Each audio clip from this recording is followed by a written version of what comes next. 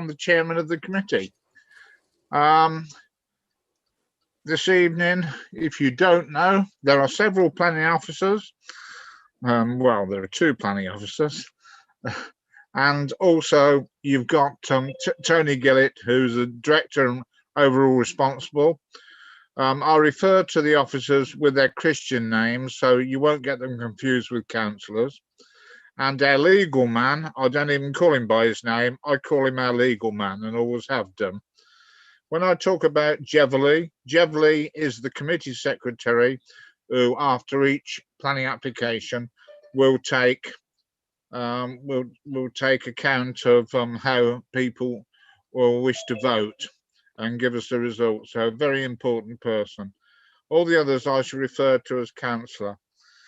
I'll probably make the odd deliberate mistake, but I'm sure somebody will put me right, won't you, Tony? Anyway, before we do start the meeting, which won't be for a few seconds yet, there will be a roll call, so it'll give members of the public an opportunity to see what councillors there are here and who they are with their picture. So first of all, apologies for absence, please, Jeverley. Councillor Malcolm Longley.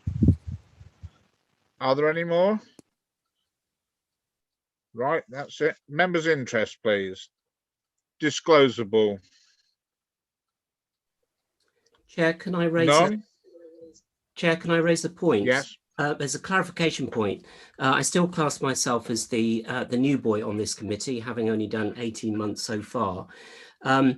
Normally, if we know somebody, we do declare an interest, and I note that we do have some applications relating to Councillor Longley this evening. On that basis, we all know Councillor Longley. Can I have some guidance as to whether we should therefore all declare an interest, or our relationships, obviously some of them we know of him, or we know him through council in his role, and I'm just seeking some clarification on that point. Thank you. Thank you, councillor. Tony, can you just clarify that with a sentence? Yes, Chairman. Yes, as Councillor Harris mentions, and Councillor Longley is a member of this committee, but he's not attended tonight. Yes, you know him. What members need to be satisfied is that their knowledge of Councillor Longley will not impact on their judgment to make an objective decision. So if you're happy, you have an open mind, then there is no need to declare an interest. Thank you. Thank you. Councillor Irving-Swift. Yes, it's about Councillor Longley. I think I can have an open mind, but I worked closely with Councillor Longley when I was at county level. And also I went to his 50th wedding bash, his golden wedding anniversary. So what would you like me to do, Tony? Chairman, if I may, again, Councillor Irving-Swift, it is for you to determine whether you have an open mind. Yeah. So you've declared, as has been made clear, that Councillor Longley is a member of the committee, so all members will know him. As long as you have an open mind and are able to consider the application objectively, then there's no need to declare an interest. Thank you. Councillor Parker. Thank you, Chair. Reference DA 2020-0459. I know the applicant and his family and will leave the meeting whilst the application is determined. Thank you, Councillor Parker. Councillor Ritchie. I just wanted to question the monitoring officer's judgment on the question that was raised by Councillor Irving-Swift. We all know Councillor Longley because he is a colleague that we have worked with him in the sense that we have attended meetings with him. On that basis, I feel that my mind is perfectly open to any application. However, if there is somebody we have actually been to their golden wedding, that suggests a different sort of relationship. And I would have thought that there should be a firm ruling on that, and not just, well, it's up to our individual consciences. In other words, there's no ruling whatsoever. Thank you, Councillor Ritchie. Well, the Yeah, correct Chair. man gave the correct advice there. You wish to go again, Tony? Chairman, if I can just clarify that it is for each individual member to consider their friendship or acquaintance with any applicant and whether they believe that is close enough that it would impact on their ability to make an objective decision. I, as monitoring officer, cannot make that judgment on behalf of members. It is for members to decide. Thank you. Okay, I think we've gone through the interest now. Party whipping arrangements. None, Would you like Chair. to talk to me at all? Because I've had my hand up now for about 5 minutes, Chair. It's all right. I haven't seen you through the system. Councillor Robertson, sorry. Thank you, Chair. Basically, with the two West Haddon applications, I live in West Haddon and I'm on the parish council at West Haddon. I also attended the same 50th anniversary festivity that Councillor Irving Swift attended, but I haven't seen him since, as a matter of fact, because he's been locked down. Okay, thank you. Now we're going to party whipping arrangements. Sorry, Chairman. Can we just confirm whether Councillor Robertson is actually declaring an interest or not? Yes, I'm declaring an interest because I live in West Haddon and I'm on the parish council at West Haddon for the two West Haddon applications. So that is an interest in itself. Are you taking part in the debates in West Haddon or not? I shall, unless ordered otherwise. Thank you. Right, now party whipping arrangements. None, Chair. You know, I rely on you, Councillor Chandler, to say that each time. Members of the public, that means we don't get together, and I hope you will never do so beforehand to decide how you're going to vote. You come here with an open mind and make the decision when you hear all the information. Right, there are no applications withdrawn or delegated. So over to you for the roll call, Jevely. Thank you, Chairman. If members, if you could just confirm that you've got visual and audio for us, please. So Councillor Chandler. Yes to both. Thank you. Councillor Cribbin. Yes to both. Councillor Dabbs. Yes to both. Councillor Frost. Yes to both. Councillor Harris. Yes to both. Councillor Irving Swift. Yes to both. Councillor James. Yes to both. Councillor Matton. Yes to both, thank you. Councillor Parker. Yes to both. Councillor Ritchie. Yes to both. Councillor Robertson. Yes to both. Councillor Smith. All good, thank you. Councillor Wesley. Yes to both. And obviously you do, Chairman. Thank you. Thank you. Right, the one thing I didn't do, which I should have done first, but it doesn't really matter, is the minutes of the last meeting. Are you happy that when possible they be signed as a true and correct record? All in favour, put a hand in front of you. I can see that easy. Okay, anybody against? Nobody against. Okay, Jevely, that's a definite. Right, we go to the planning applications now. And as the first two applications refer to the same site, I will ask the speaker to talk about the two applications together. We will debate them together and we will have two recommendations at the end. Okay, so we'll be talking about both of them. The principle's pretty well the same for both of them anyway. Over to you, officers. Thanks, Chairman. Can we all see the screen? Yes. Yeah. The applications, as the Chairman's just alluded to, are both interlinked. So this presentation will cover both in terms of planning merits and the considerations that members should have regard to in making their decisions. The site itself is beyond the confines of Longbuckby village on the West Haddon Road, and currently comprises a large garden area that serves quite a prominent listed building on the corner, hence the name Corner House. The building basically is in need of essential repairs, and quite significant essential repairs. And these applications have been the subject of discussions for a couple of years, and indeed other options have been explored for several years in terms of what to do to bring the building up to a safe standard in terms of securing the significance of the heritage asset. This has resulted in 2 applications being submitted for plot 1 and plot 2 in the garden area of the building, and both properties would be detached properties, one comprising a large dwelling made to look like a farmhouse with a sort of an ancillary building made to look like outbuildings. So this would be plot 1 and this is plot 2. The issues really for members to consider is one of planning merits in terms of development plan policy against other considerations, which are primarily, in this case, what to do and how to secure the longevity of the heritage asset, the building itself. In other words, whether or not the enabling development outweighs any conflict with development plan policy. So in broad planning terms, as officers, we would identify the sites as being beyond the confines of the village.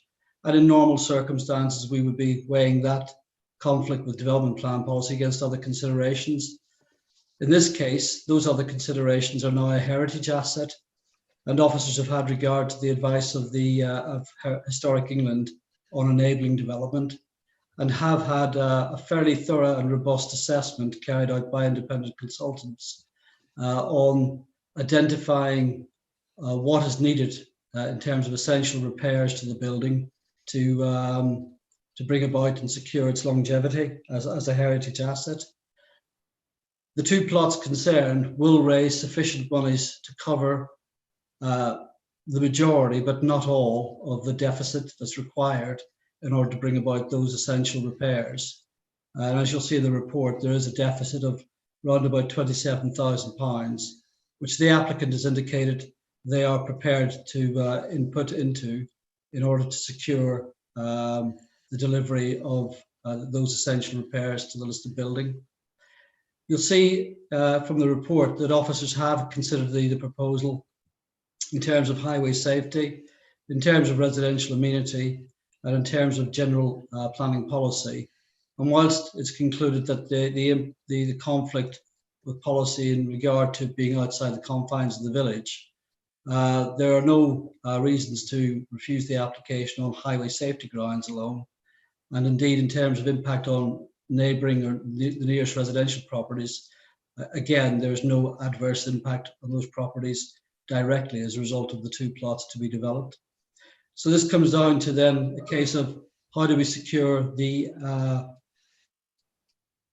benefits of the enabling development. And again, the report goes into the details of the Section 106 agreement, which will be the mechanism aimed at securing the funding derived from the sale of both plots, together with the deficit being made up by the applicant, that's solely directed towards securing the essential repairs to the listed building itself. So with that advice and on balance, officers have taken the view that the proposal is an acceptable form of enabling development.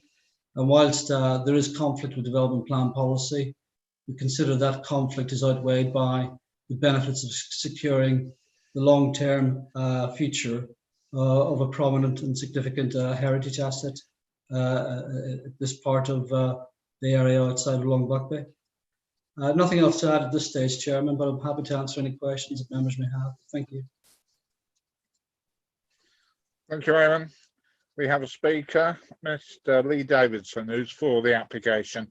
As you're speaking for 2 applications, I won't give you 6 minutes, but I'll certainly give you longer than 3 minutes. Okay? Hello, Mr. Davidson, are you there? I am. I'm here. Can you hear me? Okay. Thank you. You have a minimum of 3 minutes. I'll be under 3 minutes. It's only a short statement. I'd like to thank the planning officers for all the help with the application and for the recommendation of approval. I'd just like to read this short statement in support of the application. My family and I fell in love with Corner House the first time we saw the beautiful Northampton farmhouse. It dates from the 1600s with later Georgian and Victorian extensions, each with their own character and a wealth of original features. The house and small group of outbuildings form a nationally important Grade 2 listed heritage asset, which is also a well-known landmark on the edge of Long Buckby. The buildings are dilapidated after decades of neglect, combined with poor quality and incorrectly specified work by previous owners over many, many years. Without essential repair works, they're at serious risk. However, the scale of repair needed means that the increase in the sales value over the existing base valuation of Corner House, not to be confused with the purchase price, that's the value actually as it is now, is far less than the actual cost of doing the work. This means that there would be a financial loss of nearly £500,000 for any owner taking on the work. This is called a conservation deficit and exists regardless of any individual owner's circumstances and creates a massive barrier to saving the building. The only solution to this exceptional situation is the sale of the 2 building plots under enabling development rules that the government created for just this purpose and precisely this circumstance. These rules allow approval of a development to fund a repair of a heritage asset, even where permission may not otherwise be allowed. The money from the plots will allow us to undertake all the essential repair work needed. Corner House is a wonderful place and deserves our support and protection. Your approval of the applications will secure the future of Corner House and its outbuildings for the next 100 years. I thank you very much for your time. That's it. Thank you, sir. Well, as a local member on this committee, I will speak first. I don't know whether Councillor Miller will follow me, but I shall ask him if he wants to.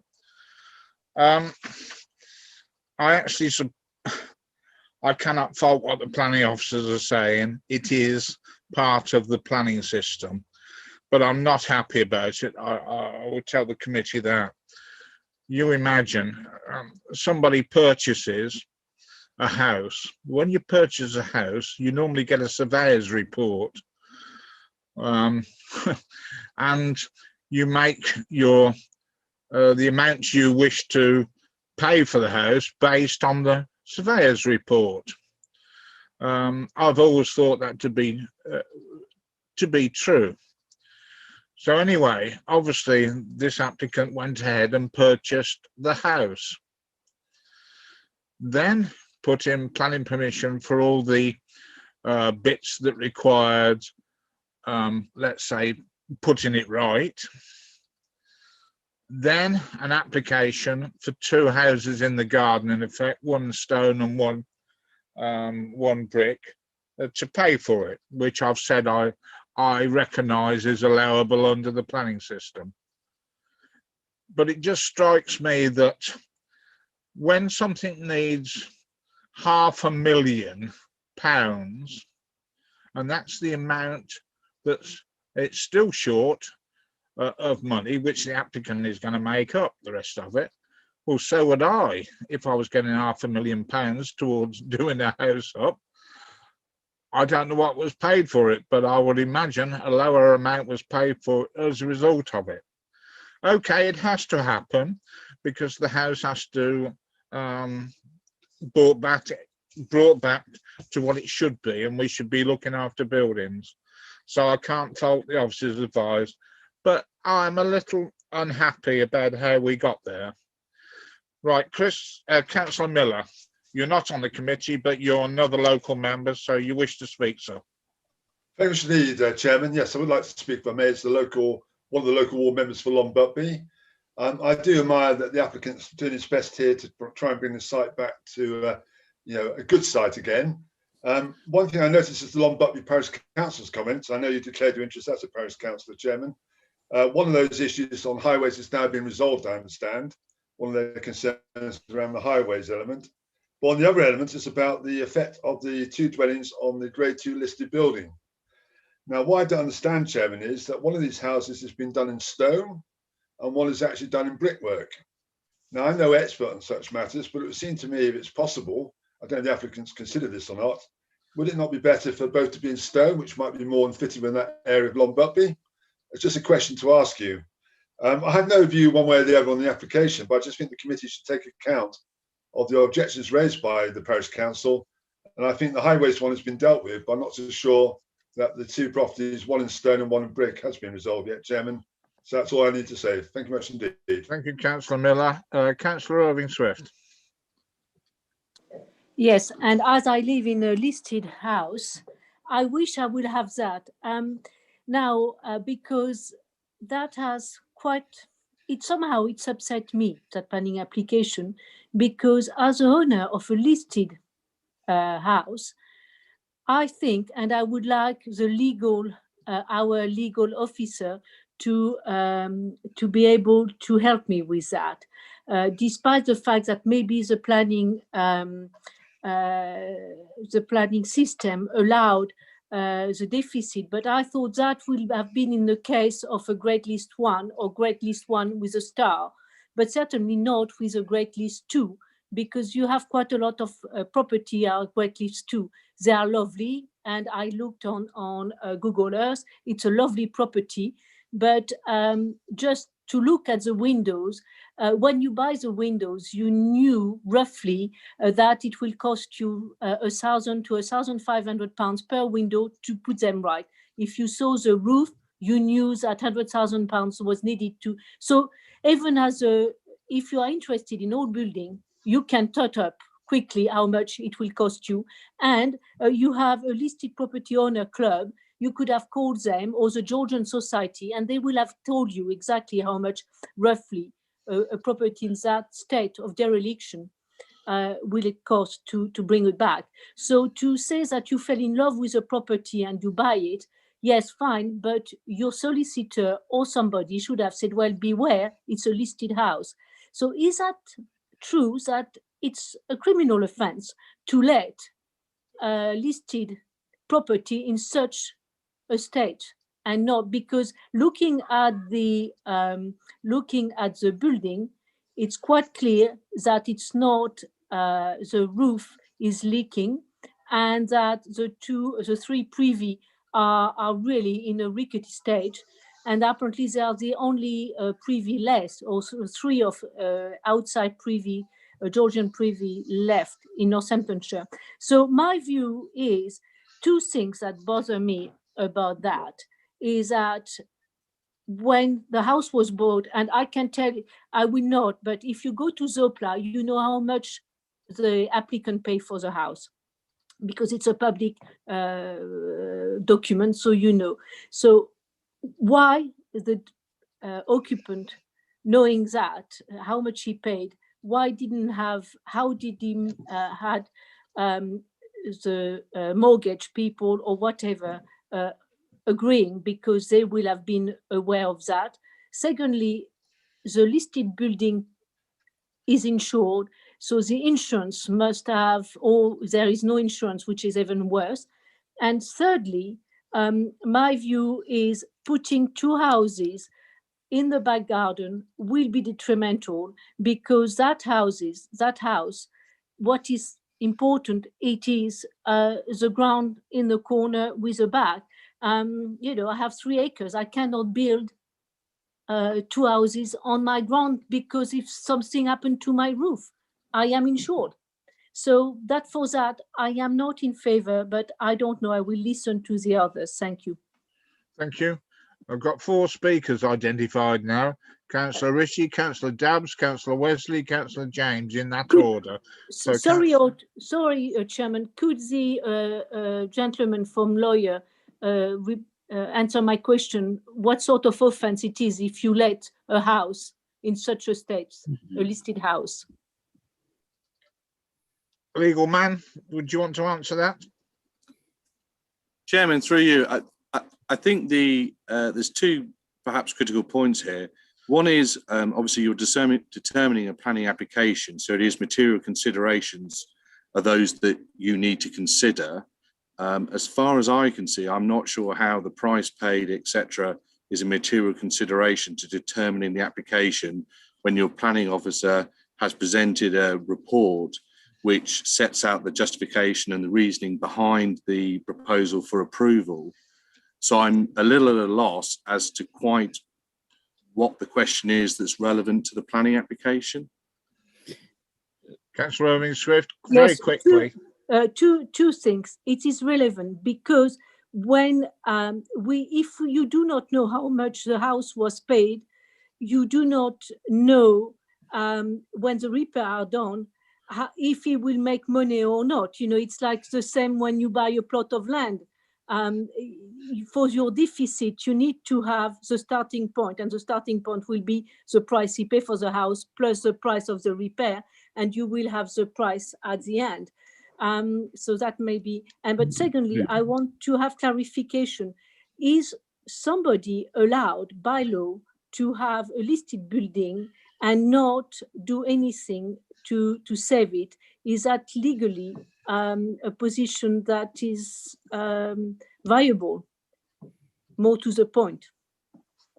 Okay, Chairman, through you, perhaps it's in terms of the financial aspects, I would not consider that a material consideration in regard to this application when reviewing Eamon's, the planning officer's report on it. Secondly, when one looks at listed buildings, etc., as I'm sure you're probably all aware, there are abilities for the council to serve enforcement notices, to carry out works, etc. But ultimately, that could result in direct action being having to taken, which would incur costs to the council. It does then enable such costs to be set as a charge against the property, etc. But my understanding of this principle is to seek to try and prevent that necessity by allowing enabling works propositions like this to come forward to enable the owner to raise funds through development, you know, as the word says, really, to enable the reinstatement of the property so as to unburden the council with that necessity to do so. I appreciate Eamon's got his hand up, and it may well be that he could assist in regards to the actual report. Do you want a quick one now, Eamon, or not? Thanks very much, Chairman. There's no evidence that the applicant has carried out unauthorised works to this listed building. The carrying out of unauthorised works to a listed building, yes, is a criminal offence. It's not a criminal offence to buy a building that is in a poor state of repair. The applicant has bought the building. What price is paid, as you've been advised, is not a material consideration. The argument is about whether or not the enabling development is justified and secures the monies towards carrying out essential repairs to the listed building. The council, as your case officer, we have taken on board consultants who've assessed the building and assessed the applicant's case, and they've done quite a robust assessment of that. And even with their assessment, there is a shortfall which the applicant is proposing to take up, and that's why we're putting the applications before you with a recommendation to approve. As has been indicated, yes, we could let this building go to rack and ruin and then decide to serve notices on it to require it to be made wind and weatherproof. And if the applicant isn't able to afford to do that, then the council would have to take on the cost of doing that, bear the cost, and then put a charge on the property. Here's a proposal that secures essential repairs without sort of going into public expense, as it were. Thanks, Chairman. Thank you, Eamon. Right. Now I'm going to Councillor Ritchie. He's first of the four. Yeah. Thank you, Chair. What we've just heard strikes me as something quite close to blackmail. You know, that unless we do this, we are going to have a listed building that is standing there rotting, and at some future time there may be a much bigger demand on what is needed to save it, or just accept that it goes to rotten ruin. I was very sympathetic to your remarks, Chair, your arguments, and indeed those of Councillor Irving-Swift. Whoever bought this knew perfectly well surely, what state it was in, and roughly what the costs of putting it right were going to be. Enabling development has a cost. It has a cost to the community because it requires action to be taken against something that's regarded as good for the community. We're not, how you actually put that into financial terms is not easy, but there is a cost there. And it strikes me that what we're being asked, is there going to be a cost to the community? The beneficiary will be somebody who bought a house that clearly has got a huge amount of potential, but bought it, and we are going to add to that value of that house at the expense of sacrificing some open land. So I haven't finally decided how I'm going to vote on this one, but I think I'd find it very difficult to vote in favour. And can I finalise too?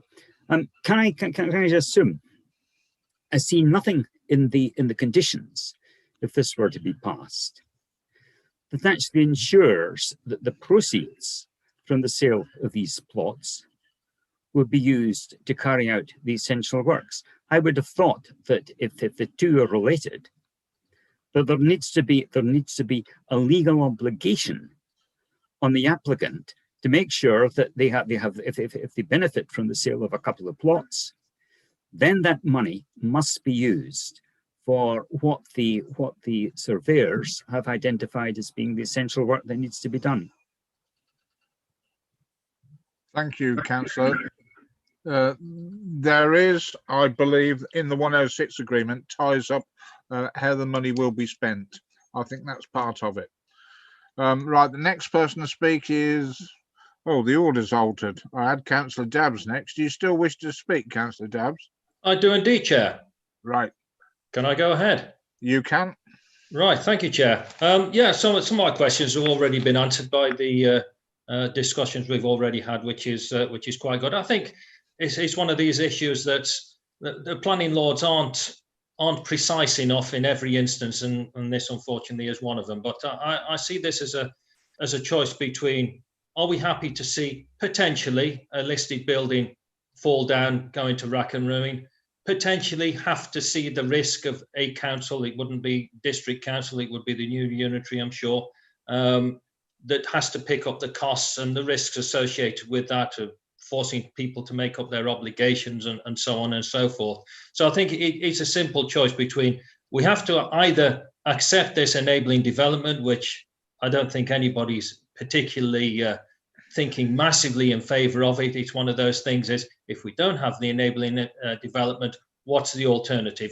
Rack and ruin is what I would expect. So I think on that basis, I'm sort of tentatively thinking that, yes, we'll have to go with officers' advice on this, but it's already been touched on, and I'd like legal opinion on this, because I think it is a very, very important point that if the funds that are realised from the sale of the extra plots cannot be ring-fenced and legally ring-fenced, and not in the way that, oh, spend it and we might be able to get it back, but there would be a legal requirement that some solicitor person keeps hold of the money and would not allow that money to be spent for anything other than on the upkeep of the listed property. That's what I would like clarification on. And I think if that ring fencing is robust, solid, we can rely on it, then I think, members, we have no choice but to vote for this. But perhaps if we can have an absolutely confirming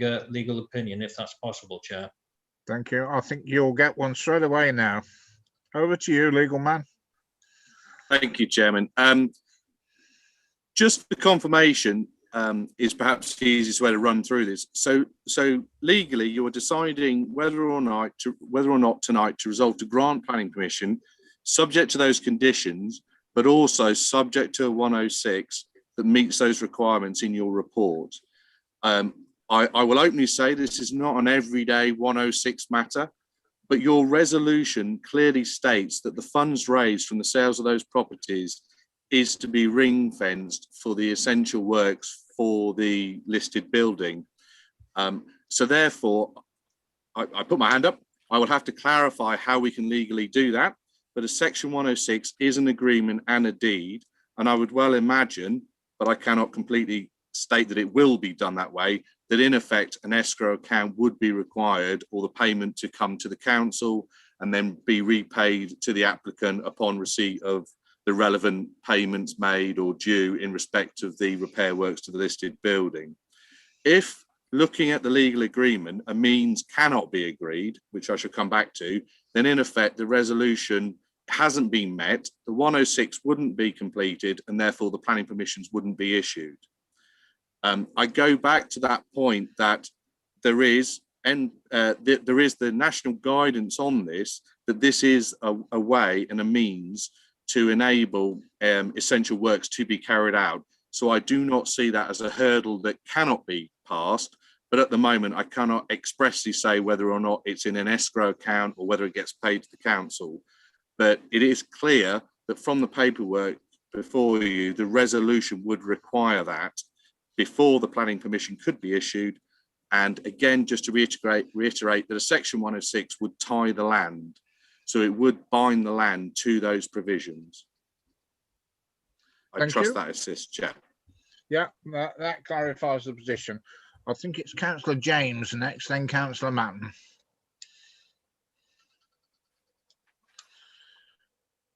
Councillor James. Thank you, Chairman. I'm quite surprised by how long we're taking on this application, because really I thought it would be dealt with quite quickly. It seems fairly straightforward to me. Mr. Davison put the case very succinctly, very precisely. We know exactly what was involved right from the word go. I've known the exterior of this property nearly all of my life. I know this area of Long Buckby and I've known it all of my life. This is a lovely property, and Mr. Davison wants to put it in a very substantial and good repair. And the only way that it can be done is by the use of enabling development. Now, over the years, Long Buckby has lost several old properties, which, you know, in retrospect should have been saved. This one is not a lovely old property, but it's also in a lovely part of Long Buckby, and Long Buckby people are well acquainted with this particular part here. It is, as Mr. Davidson said, a landmark, and it deserves to be looked after and preserved. And if the only way of doing that is to part with some of the land at a great cost, I must say, to the owner, because that land has a significant amenity value to the property itself, monetary value rather, to the property itself. So a sacrifice is being made. And I'm only too willing to propose that we go with officers' advice on this particular planning application. Thank you, Councillor. Do you have a seconder? I don't see, yeah, I see one now. Councillor Wesley. You'd like to speak, Councillor Wesley, as well? No, you wouldn't like to speak. Okay. No, Councillor Chair, Mahon, then. no, Chair, I'm happy with the proposal as Councillor James has put it. I was going to speak earlier, but the position was clarified along the lines that I was thinking. So I'm happy with where we are on this. Okay, thank you. Councillor Matton. Thank you, but I too lowered my hand as my questions were answered. I thought it was my eyesight getting worse. Thank you. Right. Are there any more speakers, Tony? Yes, Chairman. Councillor Harris and Councillor Irving Swift. Right. Councillor Councillor Harris first. Thank you, Chair. Could I just pick up the point raised by Councillor Miller in regard to the finish of the second dwelling?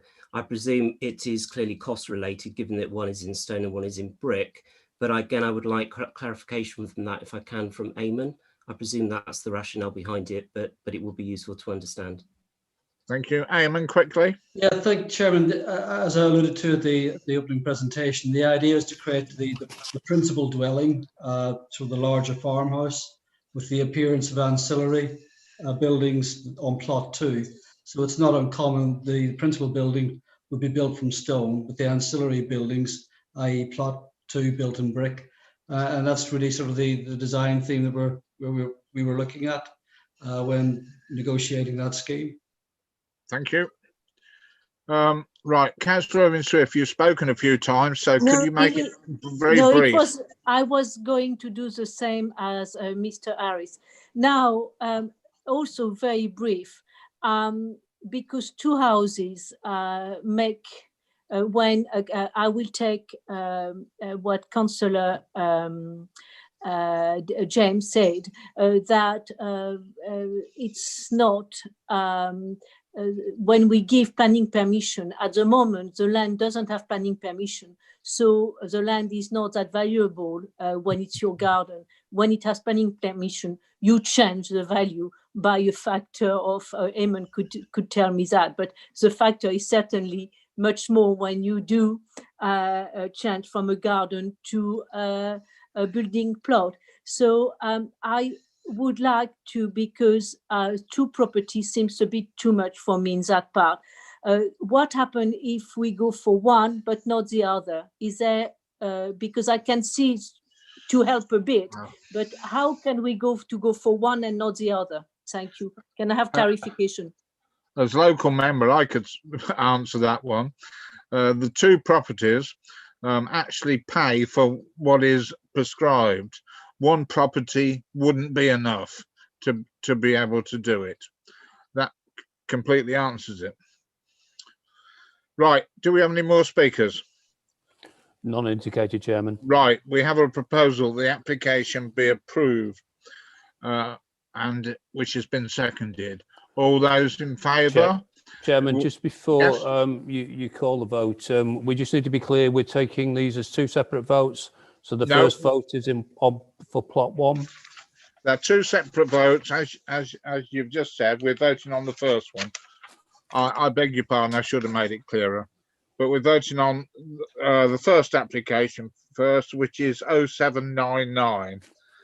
The proposal, I gather, was for both, but I shall clarify that with the proposer in a minute. So I'm talking about the first application, which has been proposed, it's been seconded, that we follow officers' advice and approve it. Over to you, Jeverley. Thank you, Chairman. Councillor Chandler? For. Councillor Cribbin? For. Councillor Dabbs? For. Councillor Frost? For. Councillor Harris? For. Councillor Irving-Swift? Against. Councillor James? For. Councillor Matton? For. Councillor Parker? For. Councillor Ritchie? Abstain. Councillor Robertson? For. Councillor Smith? For. Councillor Wesley? For. And Councillor Osborne? Very reluctantly for. Right, back to the proposer. That application is approved. Back to the proposer. I made the assumption that you were proposing them both for approval. Is that correct? Yes, I can see you're nodding, Councillor James. And the seconder is exactly the same. I can see his thumb. So again, the second application, which is 0800, there's a proposal to approve it as per officer's advice, which has been seconded. All those in favour, over to you, Jeverley. Councillor Chandler? For. Councillor Cribbin? For. Councillor Dabbs? For. Councillor Frost? For. Councillor Harris? For. Councillor Irving-Swift? Against. Councillor James? For. Councillor Matton? For. Councillor Parker? For. Councillor Ritchie? Abstain. Councillor Robertson? For. Councillor Smith? For. Councillor Wesley? For. And Councillor Osborne? Reluctantly for. The application, both applications are approved. Chairman, just for the record, if we can record that there were, on both applications, there were 12 votes for, 1 against and 1 abstention. That's perfectly all right. We are happy with that. Good. Right. We now go to Barbie. We're, as we say, cooking on gas now. The application in Barbie is 0310. Over to you. Thanks, Chairman. I'll just try and call it up on the screen. Everyone seeing that? Yes, you're there. Okay. Yeah, this is a site that lies to the north of Barbie, on the road out towards Rugby, just south of the M45. Site historically has always been a factory use of various uses, as you'll see from the planning history, plus a number of planning applications that look to develop the land to the north for a mixture of developments, and again receiving a number of adverse decisions. Historically, these two properties had a tie to the factory in the past. There has been subsequent permissions to replace those, and they are now separate from the factory use.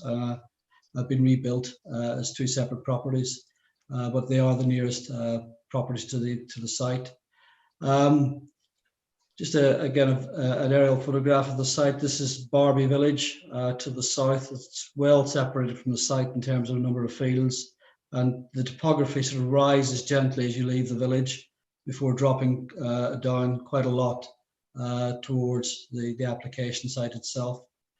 The application proposal is a proposal in outline, so they're seeking to establish the principle of 2 industrial units to the rear of the site to accommodate expansion plans for the existing occupiers of the site.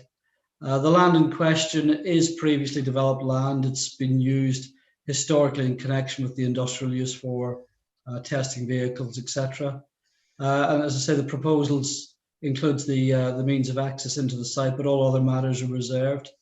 You see from these photographs, the site clearly is brownfield land, and although it's beyond the confines of the village, in broad planning policy terms, there is support for this type of development, reuse of employment land, brownfield land, as part of sort of rural diversification or sustaining the rural economy. You'll note from the objections that we've received from the Parish Council and others, their primary concern is about vehicles leaving the site and heading south down through the village. There are only 2 options to leave the site: head north to Rugby or head south through Barbie and thence on to the A361.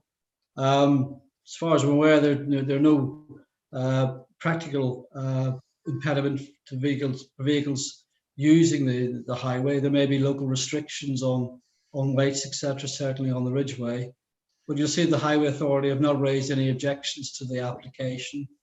And accordingly, on its planning balance, we as officers consider the proposal to be acceptable, and therefore recommending approval, Chairman. Thank you very much. We have 2 speakers. Councillor Steve G from the Parish Council. Over to you, sir. You have 3 minutes. Mr. G, are you there?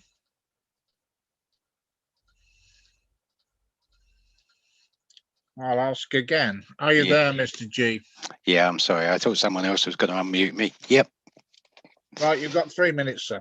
Okay. Since this site is an existing brownfield site, as the area planning officer mentioned, the Parish Council doesn't object to the B1 office business use as per policy BOGB 1 of our Neighbourhood Development Plan, but we do strongly object to B2 industrial or B8 warehousing use.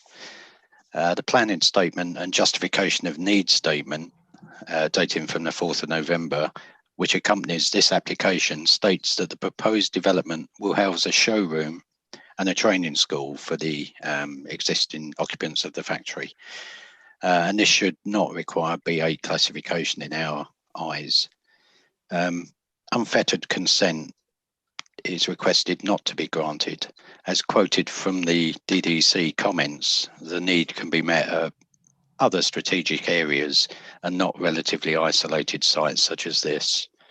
The state of the local highway infrastructure and the road surfaces, especially on the approach and the route designated as leaving the factory, are in very poor condition and would not be suitable for HGV use, and the continuous movement of collection and delivery vehicles which are associated with B2 industrial and especially B8 warehousing distribution use.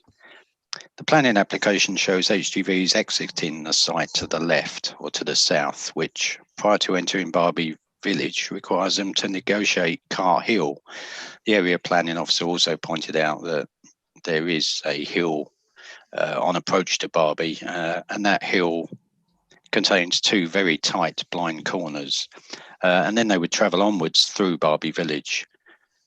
Congestion during pickup times at the Barbie Primary School, which is located on the main road through the village, is extremely high, and HGVs travelling through the village would compromise the safety of the children. Any HGV traffic wouldn't be welcome through the village, and it's contrary to the aims of the Barbie and Onley Neighbourhood Development Plan.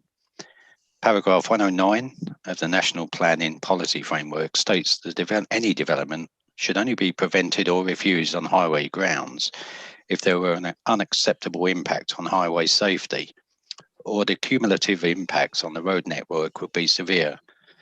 The Parish Council would suggest that this application, and specifically the two routes in and out of the site accompanying the application, would create conditions that breach this statement.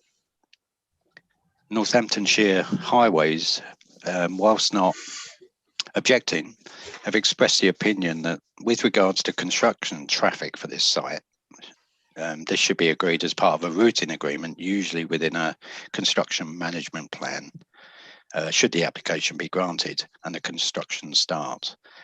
If I can ask a question, the Parish Council wondered 3 minutes. Okay. Can you finish then? Very briefly, yeah, just to reiterate, the Just planning. a sentence. Okay, the plan. If when the planning committee come to their decision, unfettered consent should not be granted. Okay. Thank you very much, sir. And the second speaker is Roger Coy, who's the agent. Roger. Oh, thank you, Mr. Chairman. Good evening, members of the Planning Committee. You can hear me okay, can you? Yeah. Great. Thank you for allowing me the opportunity to address you this evening. You're pleased to hear we do not have a lot to add to the officer's report. We would like to take this opportunity to commend your officer for undertaking a very thorough review of the application, having inherited it from a former colleague, and for the cooperation extended to ourselves as we were also appointed to take this application forward from previous agents. Points that we have noted in her report, which will have come to your attention, is the Parish Council's objection to the proposal on highway grounds. However, the local highway authority has advised that all matters were resolved through discussion on the previous application and so raised no further objection. Warwick Highways, as a neighbouring consultee authority, also have no objection. We've also paid particular attention, amongst other matters, to the relationship between the proposed development and the nearby dwellings, and mitigation measures will be subject to the imposition of appropriate conditions, all of which have been discussed between ourselves and your officer, and we're entirely satisfied that they are appropriate. With regard to the late representation for a further condition to be imposed regarding a construction phase management plan, we are content to leave this to members' discretion. I would add that we would expect any developer to produce that plan as part of the development package. Mr. Chairman, as members will have noted in the officer's report, the tenants occupying the site are long-term tenants, a well-established, reputable company of international standing, and therefore the applicants are keen they should be encouraged to stay and be assured that their future requirements for improved facilities, which cannot be met in the present aged building, can still be accommodated on site, and we wish to remain them to stay at their Barbie base. From a practical point of view, there is ample unused space, as already been alluded to by your officer, on site for this proposal, which can be met within the terms of the application submission and recommended conditions. Thank you, Mr. Chairman. Thank you, Mr. Coy. All right, we've got two local members. The one on the committee speaks first, so Councillor Robinson first. Thank you, Chair. I would have been quite happy that Councillor Lomax went first if she wishes to. However, being as you put me in the frame, I'll carry on. It would seem to me to be a little unfair of the parish council to seem to want the traffic to go towards Rugby rather than go through the village. I do believe that that they, even though Rugby didn't object, the highways of both the highways committees of both county councils have really offered no objection anymore, and I think that it's a bit of a red herring. Together with the fact that it is a brownfield site and is very rural, really. In fact, if I remember correctly, don't the current occupants actually make tractors or sell tractors, or something? It's almost agricultural anyway. Anyway, on that basis, I believe that the planners have said it all and have got it right, the officers, and I therefore propose that we go with their advice. Thank you. Do you have a seconder? Can you see anybody, Tony, or not? Yeah, Councillor James, Chairman. Councillor James, you automatically get the chance to speak now if you want to. You're muted, Councillor James. Me. Just to repeat the remarks of the previous councillor, this is a brownfield site. It's providing local employment land, which is going to be useful as we move towards a carbon-free society by 2050, particularly when electric vehicles come on tap. We shall need local employment sites so people don't have to travel long distances to work and so on. I can't see anything wrong with the application. It's an established use there, and I'm more than willing to second it. Thank you. Thank you, Councillor. Councillor Lomax. Thank you, Chairman. And committee members, Councillor G has put the views of Barby and Donley Parish Council cogently, and I support them. This is a brownfield site with more than 50 years history. Its checkered and extensive planning history shows that it is not a site that lends itself easily to acceptable and appropriate developments. But there can be no argument about development per se on the site. Sami Deutz Fahr has been the occupier for some years without problems, and we welcome their plans for expansion and improvement. Unfortunately, it isn't quite that simple. B1 use is fine. The last 2020 application was for speculative warehousing. B2 and B8 use is not fine. The quote, unfettered consent, unquote, mentioned in the application and justification this time could well be a Trojan horse if Sami Deutz Fahr plans don't go ahead. And local people already know what unfettered means from the exponential and haphazard growth of various encampments despoiling the countryside opposite, and about which the council seems totally unable or unwilling to act. Then there is a question of traffic. The Highway Authority does not see any adverse impact on the highway, but it necessarily confines itself to the immediate access and does not and cannot take account of the adverse effects of cumulative developments across the road, next door, from the rat runs from Rugby's Ashbourne Road developments, and the effects of these on Barby and indeed Kilsby roads too. Councillor G mentioned in his submission a routing agreement.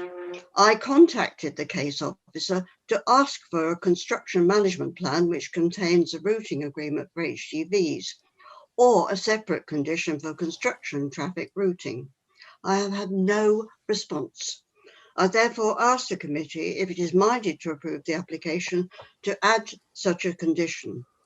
Further, I asked the committee to make approval of the plans as they are personal to Sami Deutz Fahr to allay the concerns that this development could turn into a large and active warehousing activity better placed elsewhere.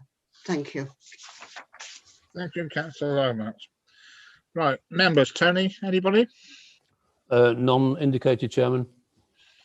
Right. Chairman, Councillor Harris has just. Oh, yes, raised his hand. I can see it now.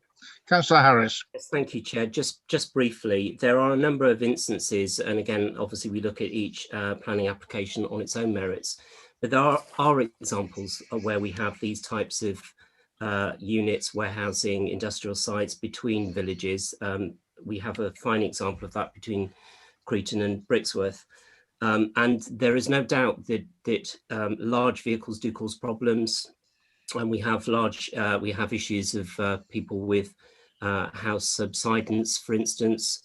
It can't be pinpointed to traffic alone, but it's certainly one of the causes. So I'm generally in principle in favour of obviously ensuring that we maintain sites and encourage industry. That is not in dispute whatsoever.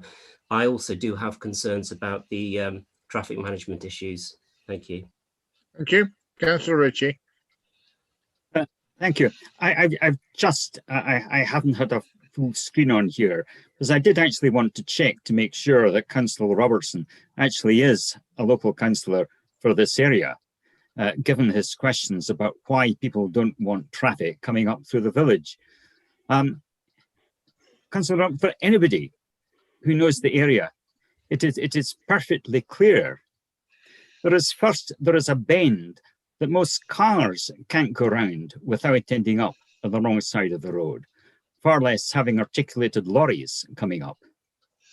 And I have often wondered why the parish council doesn't do something to regulate parking, which is necessary, around about the school, because usually morning and night are long periods in which it is very, very difficult to get a car through at the top of the village. And yet, you know, here is a proposal that could bring a lot of heavy traffic, heavy vehicles coming through. I just think it is absolutely essential. My understanding is that there is already some sort of weight limit regulation for traffic coming through the village, yet it doesn't keep heavy traffic out. And I'm not just talking about the main road. The number of times I've encountered articulated lorries that appear to be totally lost, wandering around Barbie, trying to find where they're going. I just feel that this is an instance in which, to me, there has got to be a clear ruling that access to this site for vehicles, anything that is much above a car, small van size, access has got to be from the north. I share the concern too. I would like the officers to actually define what unfettered development actually means, because it worries me. The area between Barbie and Hillmorton in Rugby fills up with small plots, not just small plots, but this committee has given permission for building at least one house at what is referred to as the sports club. We have the buildings that are going up for the new marina that is along there. The area is being filled in. It is being surrounded with the developments that go beyond Hillmorton with the new Hulton village of Rugby around the top. And of course, it's only the last 20 years at the other side that we have all the developments of Durft. This area, I fear, is just being filled in. And I think that we've got to take a stand. Yes, this is an industrial site, a small-scale industrial site. And I think most people would understand that perfectly well when it was very closely related to agriculture. But to somehow regard this as just another industrial site that would be able to be used by anybody that just wants to place a base there would be entirely wrong. I would like to hear a bit more from the officers about precisely what limits there would be on the nature of the activities that could take place at this site. but without guarantees on how the traffic would get there, I could not support this. Thank you, Councillor Ritchie. We'll go to the officers in a minute, but Councillor Robertson, I shall come to you at the end because you'll be the last person to speak before we go to the vote. Councillor Wesley. Thank you, Chair. I'm just a little bit concerned about the reality of what the vehicle usage will be on the roads if this permission was given. I mean, we're not talking about an absolutely massive development here, and at the end of the day, it is already an industrial site. I mean, lorries go to all sorts of industrial sites at any time, anywhere. You can't stop lorries doing absolutely everything. I mean, this is not a DERF type warehouse. I think we have to temper our views on this as to the actual size of it. I mean, just looking at it, I just can't see that it's going to be a major issue. I know that the hill up into Barbie and those sharp corners are nasty and difficult, but I mean it's a little bit like this, isn't it? It's like, why would you go that way anyway? Yeah, I just think we have to be sensible on what we're actually talking about here. Thank you, Chair. Thank you. Oh, well, I've only got Councillor Robertson to speak, so I'm going to go back to the officer to clarify the position that Councillor was talking about a few minutes ago. Over to you, Eamon. Thanks very much, Chairman. I mean, if we look at the planning history, I'm not aware there have been any previous restrictions on the existing site in terms of how it operates or how vehicles go to and from that site.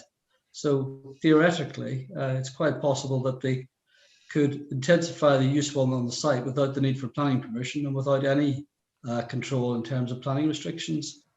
The facts are that this is an outline application for industrial use. It has been subject to consultations with the Highway Authority. The Highway Authority are charged with providing advice to the local planning authority in terms of highway safety and impact on the road network. They will have had regard to traffic restrictions, weight restrictions, etc. on the local road network, and will have offered their advice with that knowledge in mind. So to go against that, or to seek to impose conditions, planning conditions, that seek to restrict the movement of traffic on the highway, requires very clear justification.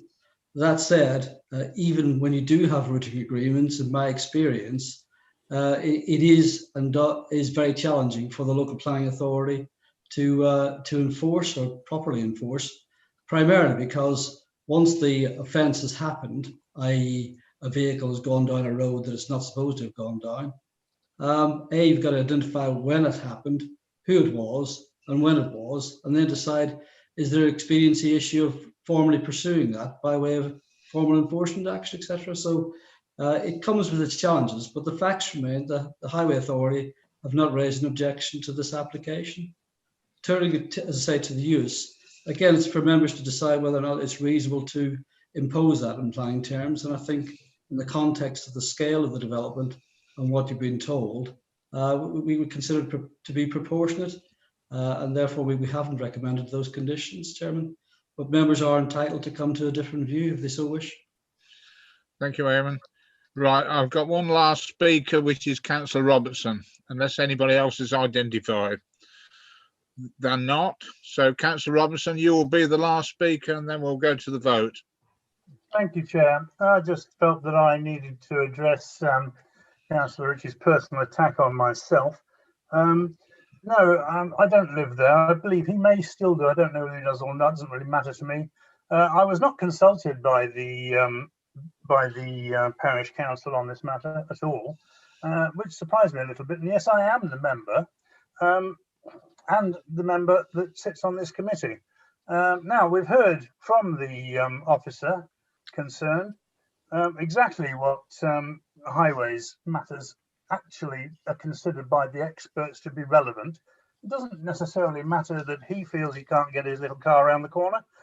The highways department think they can get their vehicles round the corners, and have therefore agreed with my take on the matter. Thank you, Councillor.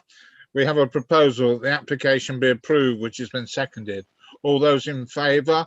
Over to you, Jevley, for the roll call. Thank you, Chairman. Councillor Chandler. 4. Councillor Cribbin. 4. Councillor Dabbs. 4. Councillor Frost. 4. Councillor Harris. Abstain. Councillor Irving Swift. 4. Councillor James. 4. Councillor Matton. 4. Councillor Parker. 4. Councillor Ritchie. Against. Councillor Robertson. 4. Councillor Smith. Abstain. Councillor Wesley. 4. Councillor Osborne. 4. The application is approved and the numbers are 11 in favour, 1 against and 2 abstentions. the application is approved. Thank you. We move on from Barbie to Floor. 0459. Thank you, Chairman. Very quick, Catherine. That was. Chairman, just before we go into this application, this is where Councillor Parker's declared an interest, and we'll remove him from the meeting for the duration of this this application. Oh, I shall miss looking at him. Okay, that's done now, Chairman. Right, okay. Right. Members will no doubt know this site. It's on the main road through Floor. Obviously, now that the bypass has gone in, it's a lot quieter than it used to be. It's the former garage site and car sales site. I understand that the car sale or the petrol filling station actually closed in 2016, with the car sales closing in 2018. There is a public footpath which runs on the eastern boundary here of the site, and this is the modern development by Bovis Homes over here, and you've got some sort of more modern-ish but sort of post-war development here. So the next slide shows an extract from the neighbourhood plan of 4th floor, where there's a green linear boundary here, as you can say, even though it doesn't include the site, but it includes the boundary of the site. And the darker green areas are local green space. As you can see, the site is clearly within the confines of the village. So this is what it previously looked like, but now this area has all been demolished back in December 2019.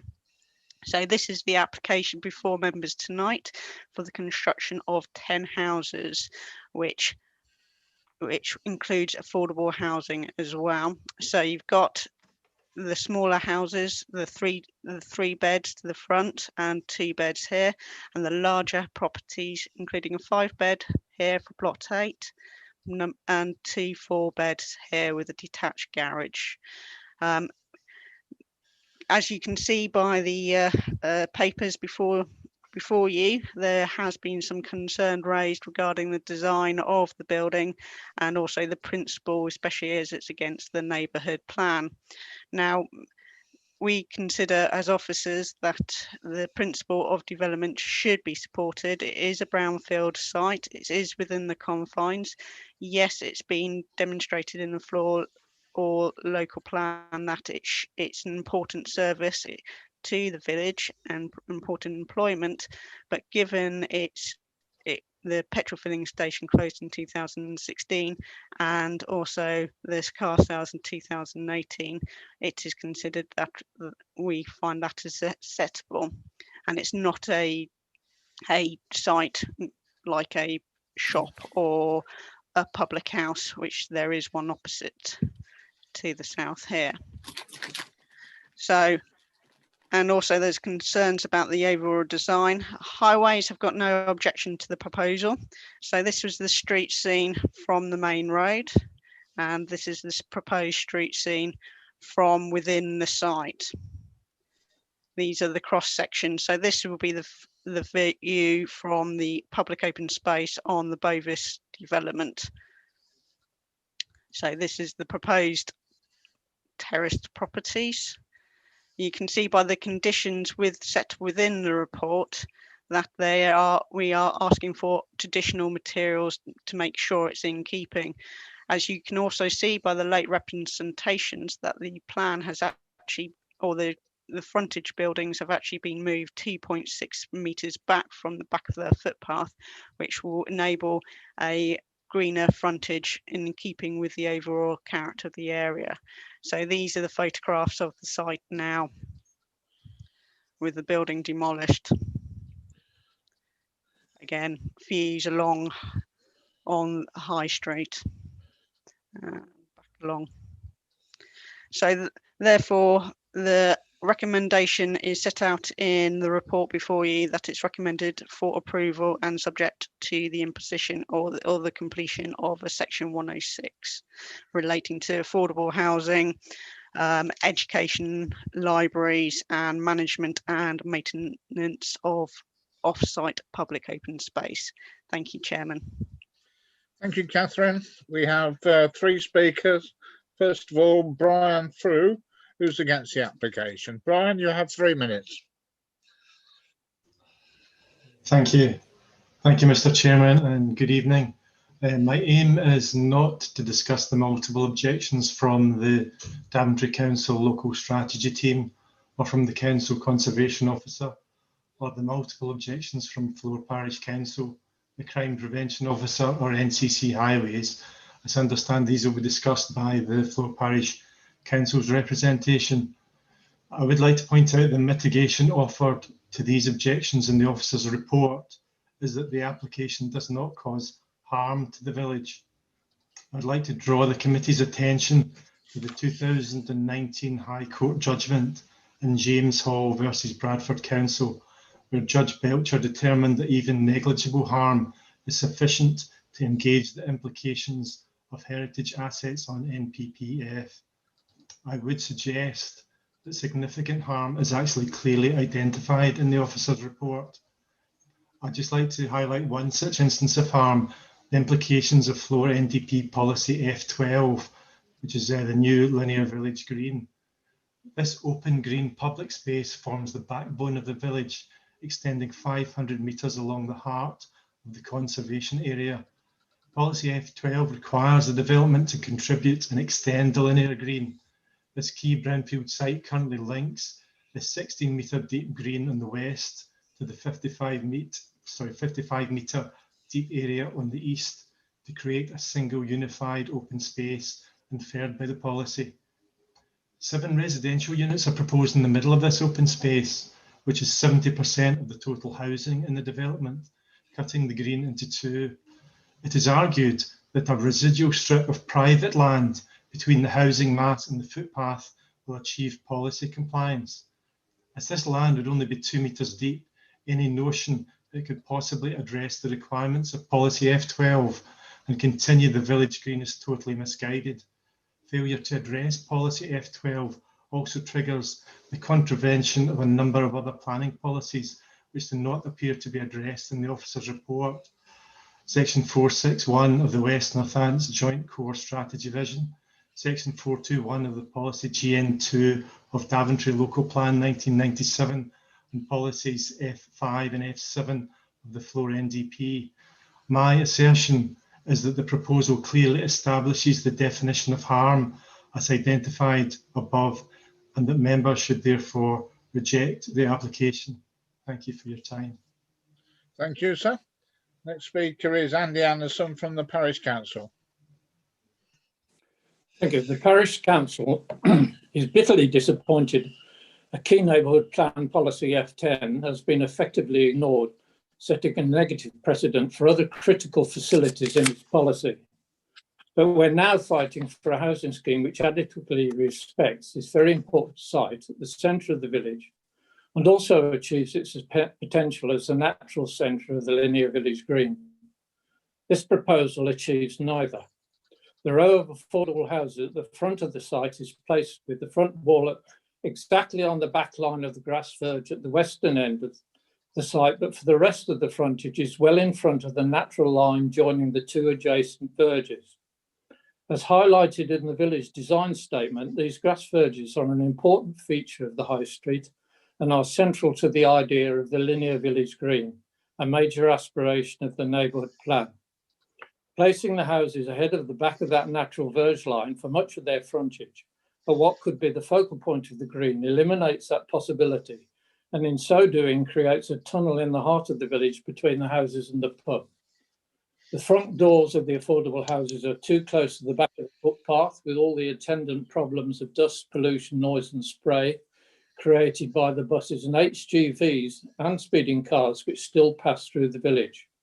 These houses then get a very small north-facing garden with their cars parked out of sight in the parking area behind. And although to be finished in local stone and brick, their proportions are repetitive and roof pitch do not accord with the vernacular. The three large houses at the rear of the site, of which Floor already has plenty, are neither high quality contemporary design nor have any discernible reference to the local vernacular, apart from the use of local stone on one of them. And in between, there is a parking court, which is a greater hard area than the High Street on the other side of the frontage houses. This is not a satisfactory environment for village houses where children need to play. In addition, there is little room for landscape or tree planting, neither in or around this parking area, which is fully visible from the High Street when approaching the site from the east, nor on the High Street itself. In the latest government proposals for changes to the National Planning Policy Framework, there's heavy emphasis on the need for beauty and placemaking, localism and tree-lined streets. All are absent here. What is built now will be there into the next century. If you do accept change of use, then please reserve design and layout for a proper public consultation, not just a single half-hour presentation of the preliminary proposals to the Parish Council. This site is too important to just be covered in standard house types, placed in the most cost-effective way. Please insist on a proposal of which the village and you can be proud. Thank you. Thank you, sir. The third speaker is Julie Thomas, who's the agent for the applicant. Julie. Thank you very much. Good evening, everybody. My name is Julie Thomas. I'm a planning director with Frampton's, an independent planning consultancy. I'm here this evening to represent the applicant, Barry Howard Holmes. It's proposed to redevelop the site of the former Greens garage by the erection of 10 houses. The garage business has been in decline for a number of years, but it was the opening of the bypass which ultimately led to its closure. It just isn't viable for this type of business to operate in a village environment without a high volume of passing trade to support it. The site is considered to represent a windfall brownfield opportunity within the confines of the village. It will deliver environmental and highway improvement, and as such we submit the development as policy compliant, a view which is shared by your officers. It's acknowledged that the Parish Council are objecting to the proposed development, but we've tried to overcome their objections. We have amended the housing mix, we've amended the design of the houses, we've set plots 1 to 7 further back from the road, and we're happy to use a traditional palleted material, all of which are aimed at overcoming the objections from the parish. My client is happy to meet in full the Section 106 contributions sought in respect of the proposed development. We respectfully request that this committee accept their officer's recommendation and approve the application. Thank you. Thank you very much. Right, over to local member. Is that you, Councillor Smith? It is. Can I defer to Councillor Amos first, because he is a resident also of Floor, so I'd prefer if he went before me. Okay, Councillor Amos. Thank you, Chairman, and good evening. As we've already heard from Brian Frew and Andy Anderson, any commercial use of this land is now over, leaving one option of residential housing. A fait accompli, as it now stands, in all fairness, is an ideal site for dwellings at the centre of the village.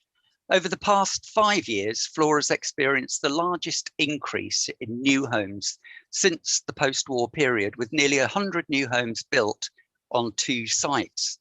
Now, one of these two sites was built by Bovis Homes and is set back off the high street adjacent to this application tonight. Bovis Homes took little to no regard of the village scene. Clearly, this is a planning issue where we would expect the planning department to step up, whether it be a householder application or developer, with clear guidance that appertains to the local council's planning policies. Now, this, I assume, 1, should give good guidance to the applicant, 2, encourage the use of materials already found in the high street, and 3, use the local vernacular into the design. And it's obvious that when you look at the Bovis Homes, this has clearly not been the case.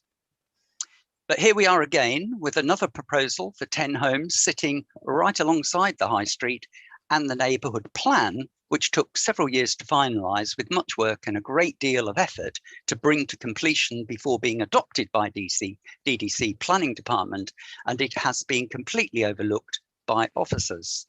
The parishes were assured that this legal document would be used alongside future planning applications, and this once again is clearly not the case. The site in this application is without doubt a prime position at the centre of the village, and as such requires sensitivity when it comes to the design. The Floor neighbourhood plan includes one key concept of a linear village green, which was given life after the new Daventry Link Road took away traffic from the high street. In addition, the linear green is seen as a means to connect both the north and the south sides of the village. The plans for this project are well underway and funds are in place, and it would be a missed opportunity to bring the linear green to an abrupt end. Now, I'm not naive enough to imagine that this planning application will not get approval tonight. I see that there are a huge number of conditions attached to this application, and I should like to direct the question to the officers. Who is it that oversees these conditions are complied with? Because in my own experience on all planning and enforcement matters I have been involved with, the conditions have been ineffectual as a chocolate teapot. Now, Stowhill Farm, Newnham Turn Farm, and a plethora of other sites in Dodford, Stonine Churches, Brockle and Weedon are key examples, unless, of course, it comes to an old lady who has replaced a like-for-like picket fence in her own garden, found the full powers of planning enforcement brought down on her. And this was because she was easy pickings. Current legislation, paragraph 58 of the NPPF, the National Planning Policy Framework, states effective enforcement is important to maintain public confidence in the planning system. Enforcement action is discretionary, and the local planning authorities should act proportionately in responding to suspected breaches of planning control. Understanding the word discretionary in practice means to take action or to take no action. And more often than not, planning enforcement officers at DDC choose the latter, not to take action. However, that being said, I would sincerely hope, even at this late stage, that there can be a meeting of minds between Barry Howard Homes and the parish council through deliberate, consistent and meaningful dialogue. And that could bring about some of these changes that would assist incorporating the plans of the parish council for a complete linear green, as well as some sympathetic features that reflect the design and the more general vernacular on the high street, with 106 contributions, of course. And whilst at the same time creating imaginative homes that will be loved for generations to come. Notwithstanding, Barry Howard Homes has clearly invested a good deal of money clearing and decontaminating the former garage site.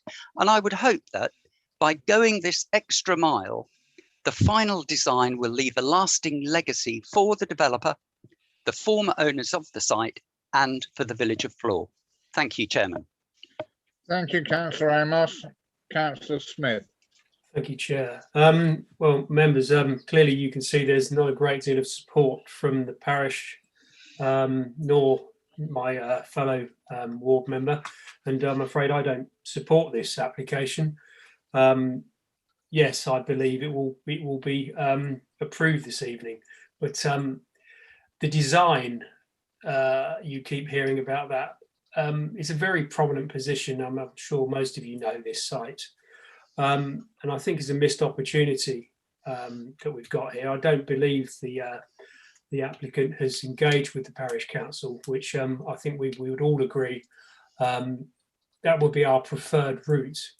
It certainly makes for an easier life, and people have, of course, involved. They feel that they're able to guide development.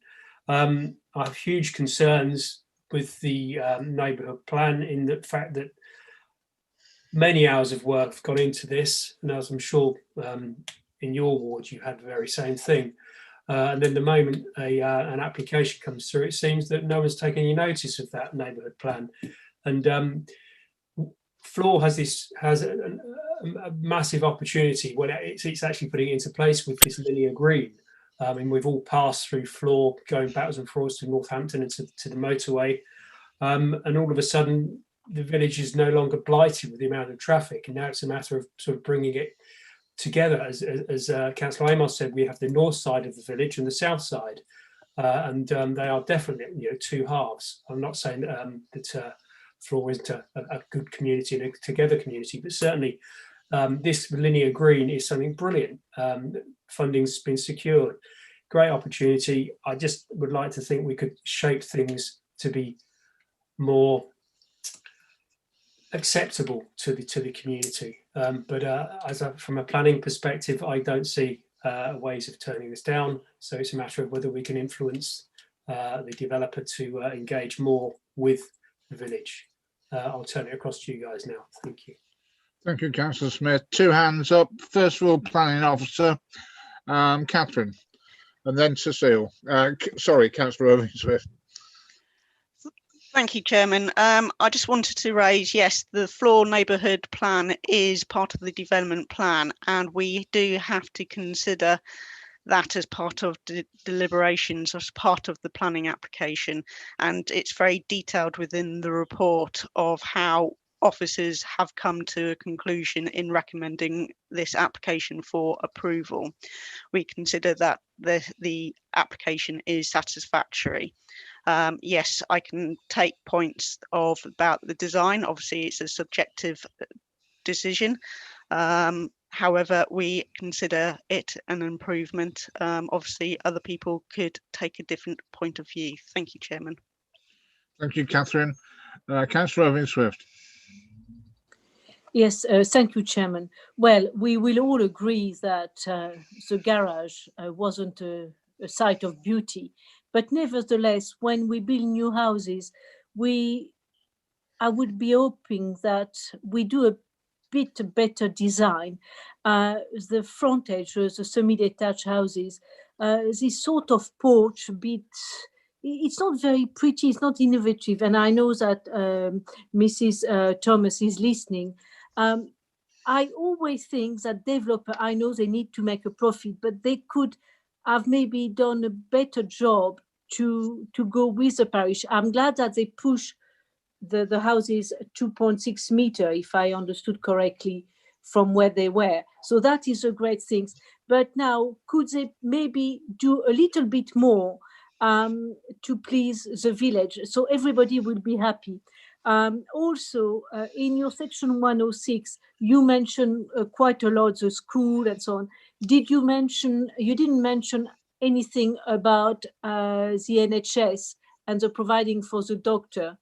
Is that part of the section 106 or not? Or is it because it's always part of section 106? But my view is I don't like the design as such. I think Floor deserve, especially opposite, it's quite nice houses and along. I think we could have done something better, but I don't know at that stage if we can object just for that, or if Miss Thomas can listen to it and have a little tweaking, because I think with the chairman of the parish, a little tweaking would be very much appreciated. Thank you. Thank you. We've got two speakers now, Councillor Ritchie and Councillor Matten. Councillor Ritchie first. Thank you, Chair. I've always regretted that our procedures are different from those of some other planning authorities, in that we are not allowed to ask questions of the people who come along and make presentations to us. because the agent said that it would offer, and I hope I've written this down and heard this properly, environmental and highway improvements. And I just can't understand what that means, what the environmental improvement would be here. I've been going through the application, through the paper over and over again, and I just don't see anything that would be justification for saying it's an environmental improvement. Of course, it's an environmental improvement if you take away a redundant garage and do something on the site. But, you know, we're going to do something with the site, and as has been pointed out already, the only reasonable thing that you could do here would be build houses. But you can build houses and plan houses in a way that it could be an environmental improvement. I don't see any mention about how these houses are going to be heated or any of these details that I thought, you know, should very soon be part of the regulations that any house builder has got to comply with. But there is no mention of anything like that. As a council, we decided to plant hundreds of trees, no, thousands of trees. There's reference in here to, I think it's in the conditions, that if a tree doesn't survive, then a new tree has got to be replanted in its place. I'd be grateful to have a little look at the diagram to see where those trees are going to go. A bit of imagination, rather than 2 and a bit meter setback from the side of the road. Why not have a decent verge in which you could have 2 or 3 trees along the front, perhaps nice flowering cherries or something like that, and actually make a feature of this area, instead of just regarding it as space in which you cram as many houses as you can. I just think the idea of having these houses at the side of the road, the village has obviously thought about this and thought about what it actually wants to see in its village. And if we simply put up 2 fingers to them and say, well, tough, we're going to let this go through, I think that would be so negative to the whole idea of localism. I just feel that, yes, let's have houses here, not this configuration in these particular, so near to the road. I think there's a clear message here. Perhaps the site is not designed to take 10 houses, perhaps it needs to be a smaller number, but generating a bit more space and a little bit more space for trees. Thank you, Councillor Ritchie. I'm going to go back to the agent from Floor, if she's still there, Julie Thomas, and I'm going to ask her the question that you've just asked.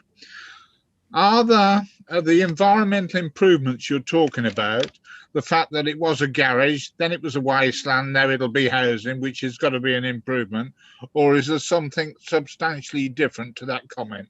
Could you answer that as quickly as possible, please? Yes, certainly. I mean, the site is outside, but adjacent to the conservation area, and it's the environmental setting of losing the garage use and all the activity that goes along with it, which is going to bring about an improvement.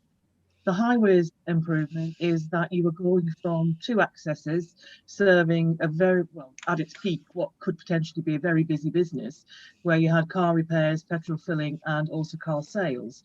So the number of vehicles using the access and using the site will be significantly reduced. Thank you.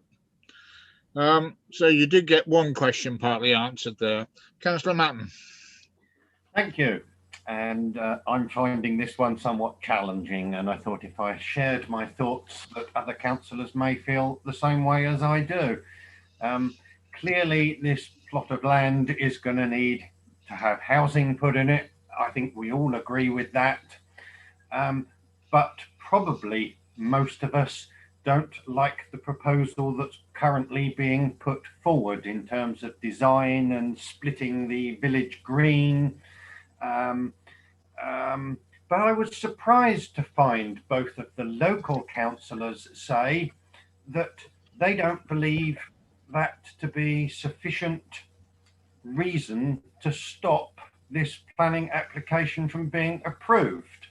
Well, surely the fact that it's against F10 of the Neighbourhood Plan and the Village Design Statement is sufficient planning reason for us to say we don't like this proposal in the way it is. Barry Howard Holmes, will you please talk to the parish council about improving your design? We do want to see houses there, but we don't want to accept this planning application. What's wrong with that thought process? Can anyone help me, please? Thank you, Councillor Martin. Catherine, do you want to make a comment on that?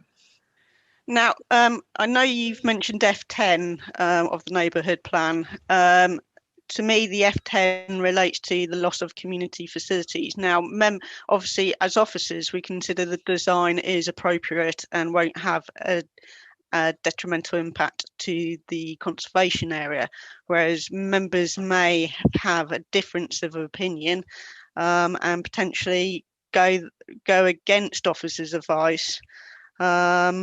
And sort of see if they you might come up with a different sort of consideration. But what it seems to me that everybody's concerns is the design. The principle is acceptable or for residential development. It's just the design of these properties. So you're most welcome to come to a different consideration than officers as part of the proposal. Thank you, Catherine. Councillor Harris. Thank you, Chair. Just want to pick up on the points made by Councillor Amos. I think he made some points extremely clearly, particularly in reference to the conditions. Obviously, all planning applications have conditions, but they are voluminous in relation to this particular planning application. And I think it's fair to say that we're always concerned about what enforcement there is in regard to those conditions, whether or not they can be upheld. Because that's fundamentally important. Surely if we apply conditions, they should be enforced and upheld. I want to concur that I don't think anybody disagrees with the idea of there being housing in this particular vicinity. That seems to make perfect sense. I am concerned that we don't appear to be fundamentally taking into account the neighbourhood plan. Most of us here are in areas where neighbourhood plans exist, and most of us will know that they take a great deal of time and effort from lots of people being involved in that process, and indeed, obviously, the consultation process itself. The argument that I hear from the agent in regards to it's outside of the conservation area, yes, technically it may be, but it's not invisible. It is a three-dimensional thing. There may be a line on the pavement which suggests it's outside the conservation area, but you can see it.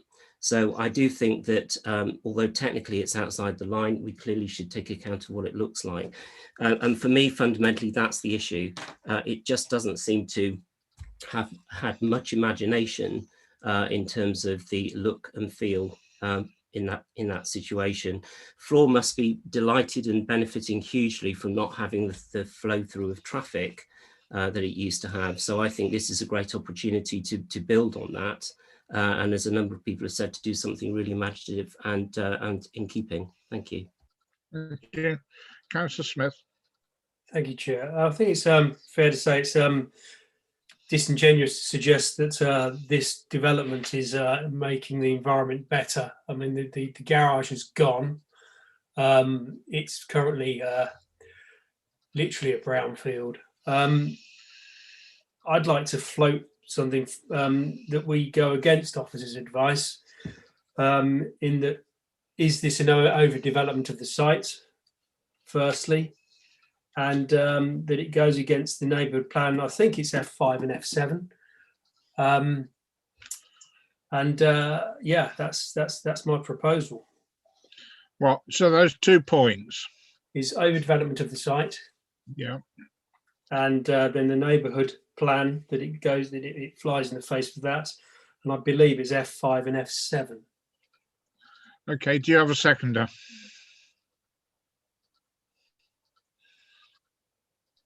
I can see what, yeah, I think it was Councillor Matton that seconded it. Yes, and I've said all I'm going to say. I think houses do need to go on here, but I think it needs to be planned better.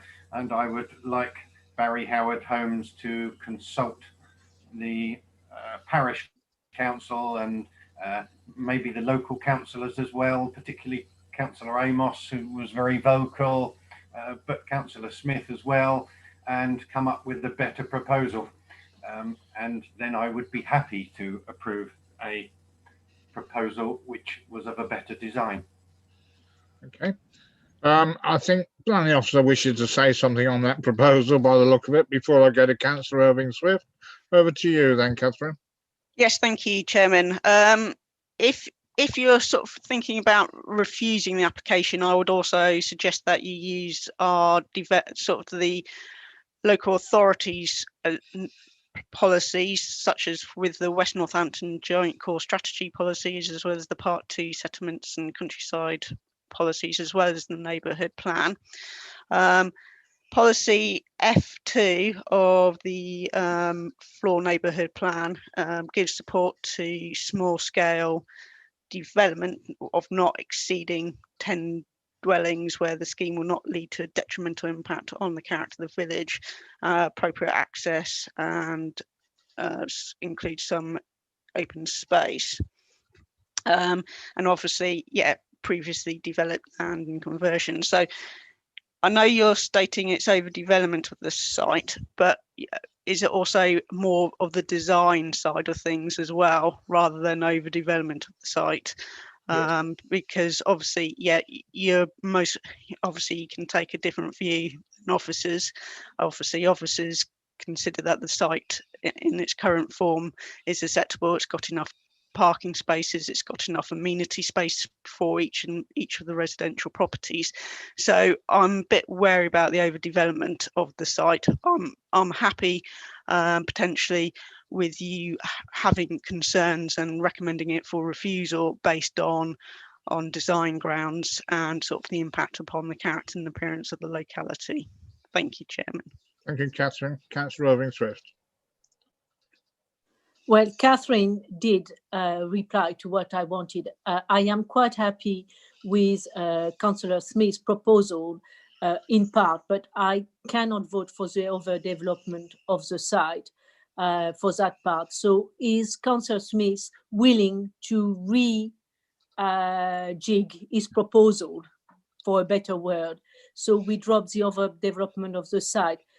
Now, also, can I ask a very silly question, because we are, if we go against officer advice and Barry Howard's goes for the Delightful Bristol planning inspectorate, what are the consequences for us if we lose on appeal? Thank you. Can we know that before I can, in all honesty, plan my position? Thank you. Right, I'll quickly try and sum up a few of those first. First of all, the proposer, Councillor Smith, are you willing to alter the wording from overdevelopment to design? Yeah, design impact, and then Part 2 suggestion also from the officer. Okay. This I think is interesting in as much as we obviously have to be wary of our decisions with regard to any appeal that may come forward. But I believe that it's about time that neighbourhood plans were brought forward, and yes, let's see the power of the neighbourhood plans. You know, we can't continue to cower to the suggestion of losing at appeal. Sometimes we need to test these things, and let's be brave and let's do that. All we want is good design. This is a highly prominent position in Floor. The fact that we all know it so very well. So let's be brave once, and let's just see, the power of localism. Let's test this properly. Thank you. Okay, Councillor Matton, you seconded it, didn't you? Are you happy to second the correct wording now? I am very happy, and I would like to say thank you very much to the council officer for the proposal to improve our case. Thank you. No, I don't think she was a, yeah, okay. Right, the next person I think is Councillor Dabbs.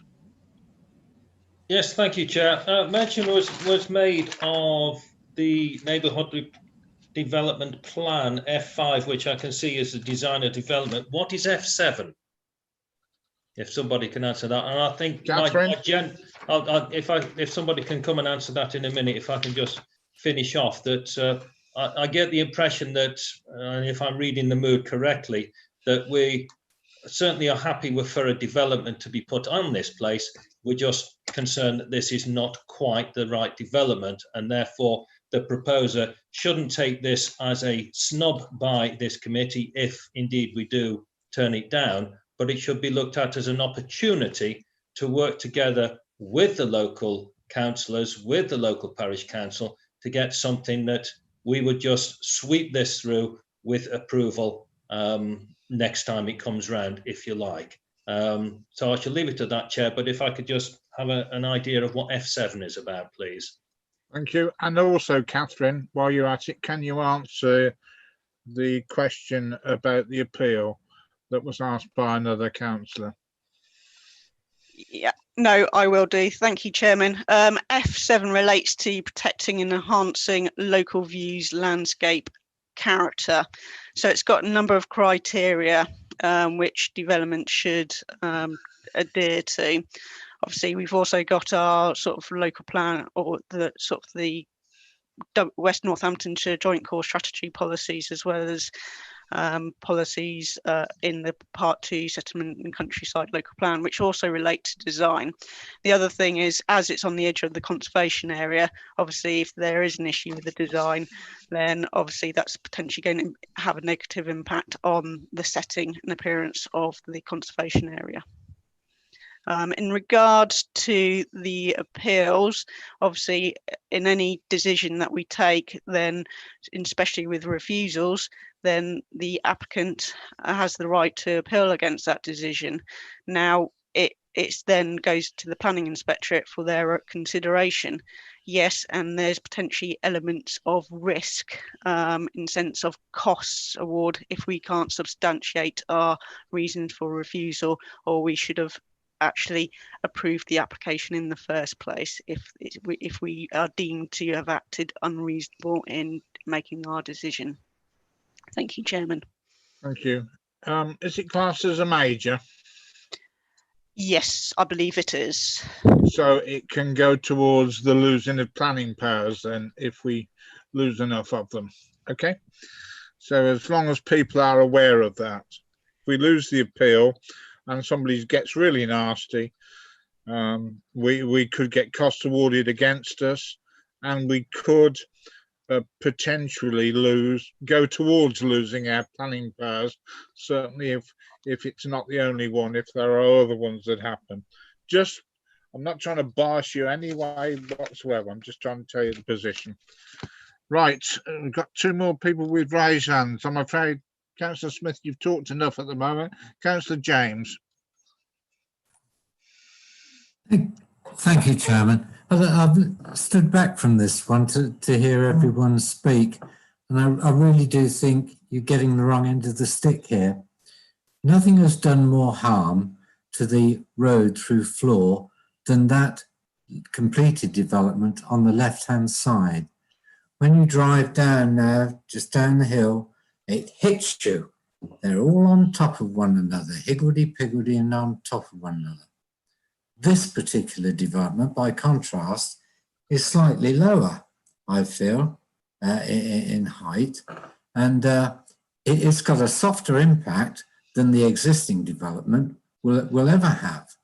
And I really do think arguing about design is a false premise here, because nominally they are a reasonable design. I admit, if that were my site, I wouldn't be putting 10 houses on it. I'd be putting 2 or 3 really good houses on that site there. Not bother with affordables or anything like that, and cut down on the contributions and all the rest of it. It seems to me to be straightforward, but that's not the case. We have to deal with the application as it is before us. And I think we are embarking on a dangerous course, resting our case on design, because I think that could be quickly poo-hooed. And if we do lose the case, then as you say, it's a major application. We might end up with a bill for doing the same. So, you know, I will be supporting the application that's before us this evening. Thank you, Chairman. Thank you, Councillor James. Right, I think Councillor Smith is the last one that's indicated to speak.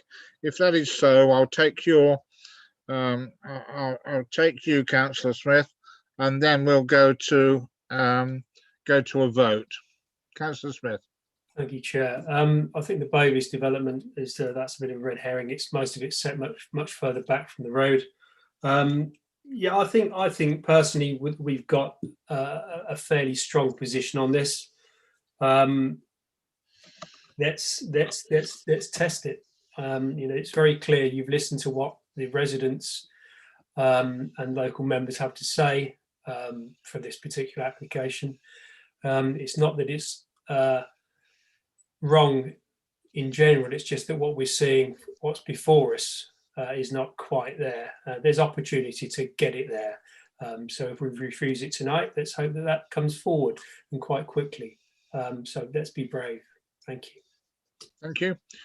Right, we have a proposal the application be refused for 2 given reasons.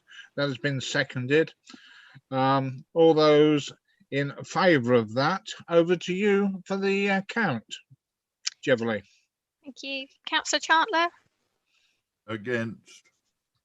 Councillor Cribbin? For. Councillor Dabbs? For. Councillor Frost? For. Councillor Harris? For. Councillor Irving Swift? For. Councillor James? Against. Councillor Matton? For. Councillor Ritchie? For. Councillor Robertson? Against. Councillor Smith? For. Councillor Wesley? For. Councillor Osborne, I don't know if you wanted to vote.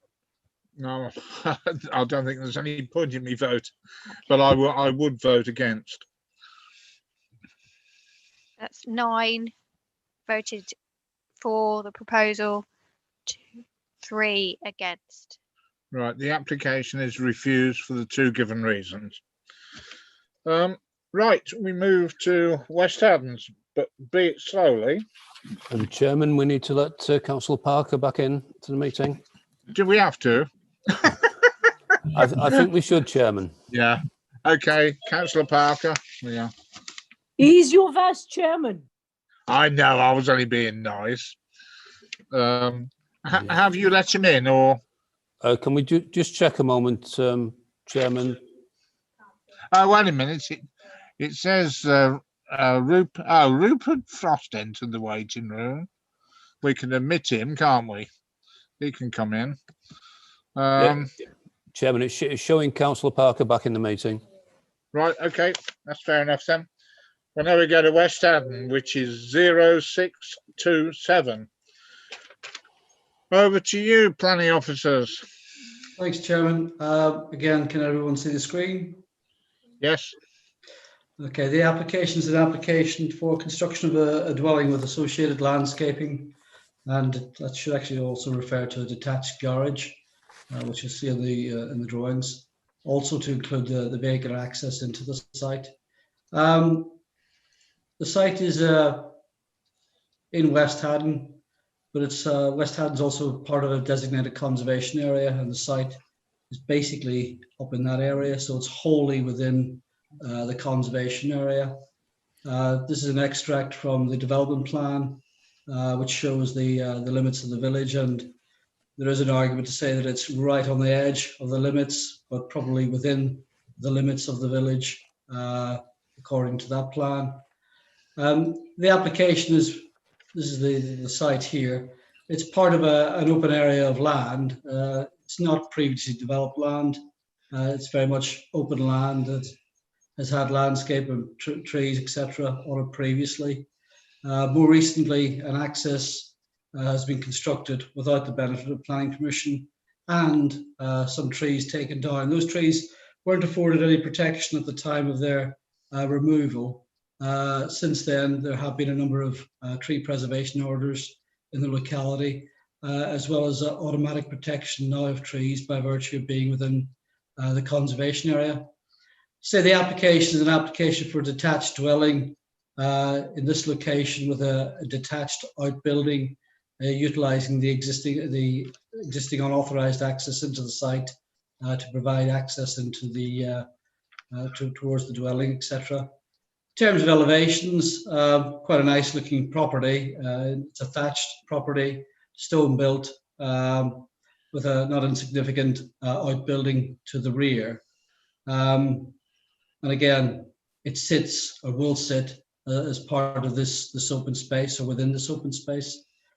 Fundamentally, the argument in the report set out is that whilst it might be within the confines of the village, there are other policies that we have to have regard to, as well as our statutory duty under the Listed Building and Conservation Areas Act to consider when discharging our planning functions, the desirability for preserving or enhancing the character and appearance of the conservation area.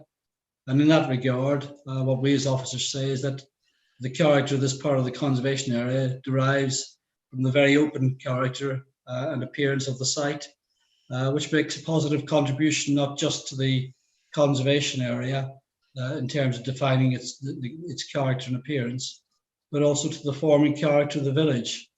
And as such, whilst there will be benefit in constructing a single dwelling, that benefit would be extremely limited when assessed against the harm done to the heritage asset, being the conservation area.